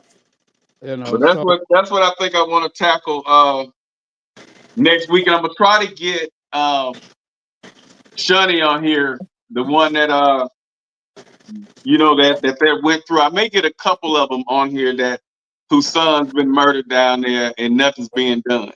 You know who I need to try to get? Jesus. Michael Hickenbottom. You know Michael Hickenbottom, don't you? I don't know. They call him Mikey. He used to live down there. You know them Hickenbottoms where the Smith, like, you know where Miss Raven live? I know where Raven live. Okay, right across the street from that, it's a little old road that got some houses right there. It's like a dead end. Some Smiths used to live over. Brian Smith. You remember Brian Smith had a son. He the one on the carbon plant road a couple of years ago, driving real fast, hit that man and killed him and one of his cousins. His name was John. He was going on the carbon plant road real fast, like 120, and hit a man and killed that man. And he had his cousin in the car with him. He had two cousins. One of the cousins he killed, the other one he messed him up pretty bad. But Michael Hickenbottom, he a police ambassador. Well, he in Swartz now, so he like a sheriff in Swartz, a deputy or whatever. And he my cousin. I can see if I can get old Mikey on here. You'll know him when you see him. Yeah, it's just messed up. Like I said, I understand the dynamic, but 17 times, and then they waited until after the grand jury let him off before they released the footage. So I'm going to send y'all the footage. But it was the fact that he was fleeing with a gun because I don't know. It's just crazy. And then and you don't want to be one that just because it's our people or you know them that you just gonna take their sides. I want to know the legal, I want to know what's legal about it, because they letting everybody off that's shooting these guys and killing them. The cops don't go to jail or nothing. They hire them back on the force and they kill again. And so I'm gonna see if I can get Shunny on here though to talk about it. I'm gonna inbox all of them tomorrow and see who respond, and then we're just gonna do the show on that. Give it about 15-30 minutes for them to get straight, and then we'll start the podcast. But on that note, we're about to get out of here, and we're finna let the celibate lady go. Getting ready to watch. And you keep, what I love about you, AJ, you keep coming on here. That's what I like. Oh yeah, AJ, you don't run from it. She gonna voice her opinion now, even though she played devil's advocate a whole lot. But she gonna voice her opinion. To bake us some cookies right now. I made y'all some cookies. Hey, we'll be out here. We finna go over there. We finna go over there real quick and hang out with AJ for a couple of hours till we get sleep and head on to that. But now you in Memphis though, y'all too wild down there. Damn. It's weed in the cookies. You don't want. I ain't fucking with okay. No, I don't want that thing. Yeah. No, I don't want that. She gonna have THC in the cookies. I know I'm not. I'm just messing with you. Nah, I ain't eating no brownies or nothing from over there. AJ, I ain't never been high. You finna get me fucked up. Ain't it? No Cheetos. I know, right? No Cheetos. I need or to find somebody who said that. None of that. Chocolate chips. I need to get me a cook who know how to make THC butter. I said, boy. She already got one. Hey, you want to eat good and feel good at the same time, huh, AJ? Yeah. Coming from a celibate lady. But on that, we out. The next week, we gonna podcast 2K25. We out. Hey, y'all. Hey. What you think, man? I've been in the polyamory lifestyle. I can't even say lifestyle because it's not a lifestyle. It's a way of loving, not a way of living. I've been polyamorous for about 10 years now. And the mindset for me is mentally, I think I've been polyamorous longer than actually practicing it because I've always felt that this like monogamy just doesn't fit for me. Right. I don't understand why I have to only love one person or why I can only show affection for one person. Where is this written? Why do I have to go along with what the societal standard is supposedly is? Right. And then the problem comes when you love somebody too much. When you let yourself love somebody too much, and they don't love you the same. It's not even matter whether they love you back or not. They can love you back, but it's still unhealthy to love somebody that much. Which I understand that ideology of that. Well, I can't have. I might as well. You know, I've been there. I know that. But at the same time, you have to realize, you know, what your culpability is in a relationship going, well, however it went. You know, you start thinking about, well, damn, I did this, I did this, I did this, I did this. So, you know, you can love somebody too much. And then, see, that complicates things for us men because we already have a hard time forming those emotional attachments. You already told, don't do that. The missing link to that goes back to a time before we were even talking. Why doesn't my father? Is that a protection for me? Right. Or is that the way he was raised? Or maybe somebody hugged him one day, a man hugged him. I'm not saying this is what happened, but I'm just saying we got No, but there are things that could have happened that absolutely that caused him to be the way he is. made him feel weird, needed. Right. So the things that we think are sometimes a rejection or a lack may have been a protection. And most of the time they are like absolutely. But if we don't understand that, all we know is the rejection. You see, like what I understand with my father. Men were going to jail, killing each other, and then now we got bisexual, then we got gays, now we got transgender. So with all of that going on, the purpose of that was removing the black man, the black male from the household. Okay? So with him not being in the household, she's getting the welfare, or she's out there in the workforce, forced to take care of herself, and if she have children, to take care of the children alone. Whether he's in jail, whether he's dead, whether he's bisexual, whether he's gay, whatever. The black male was removed from the home, and black woman was forced to provide for the children, for herself. You're missing one other thing that removes black male from the home. That's white women. Because after a while, it was run on black men, white women. Yeah, white women. You know, at one point, black men, they just had to have a white woman. No matter what their social economical status was, white women was the way to go. And so that pulled a lot of black men out of the house. Damn, I sure missed that. I mean, I know Rick James, you know, I know, you know, I mean, you did it. I just didn't think of that as a major absence of the black man. So you being a provider means so many things. Right. It means put you in a house. You know, it means I got your back. It means we're doing this together. It means I'm not gonna walk away when things get hard. You know, that's providing, right? I'm gonna provide emotional protection so that you can, you know, I'll be present for you when you don't feel like you can be there for yourself or whatever, you know. So there's so much more definition to the thing, right? And even on the flip side, looking at, you know, men with kids, right? I remember I did not want a man who had kids. And I was about 25 when I met my ex-husband.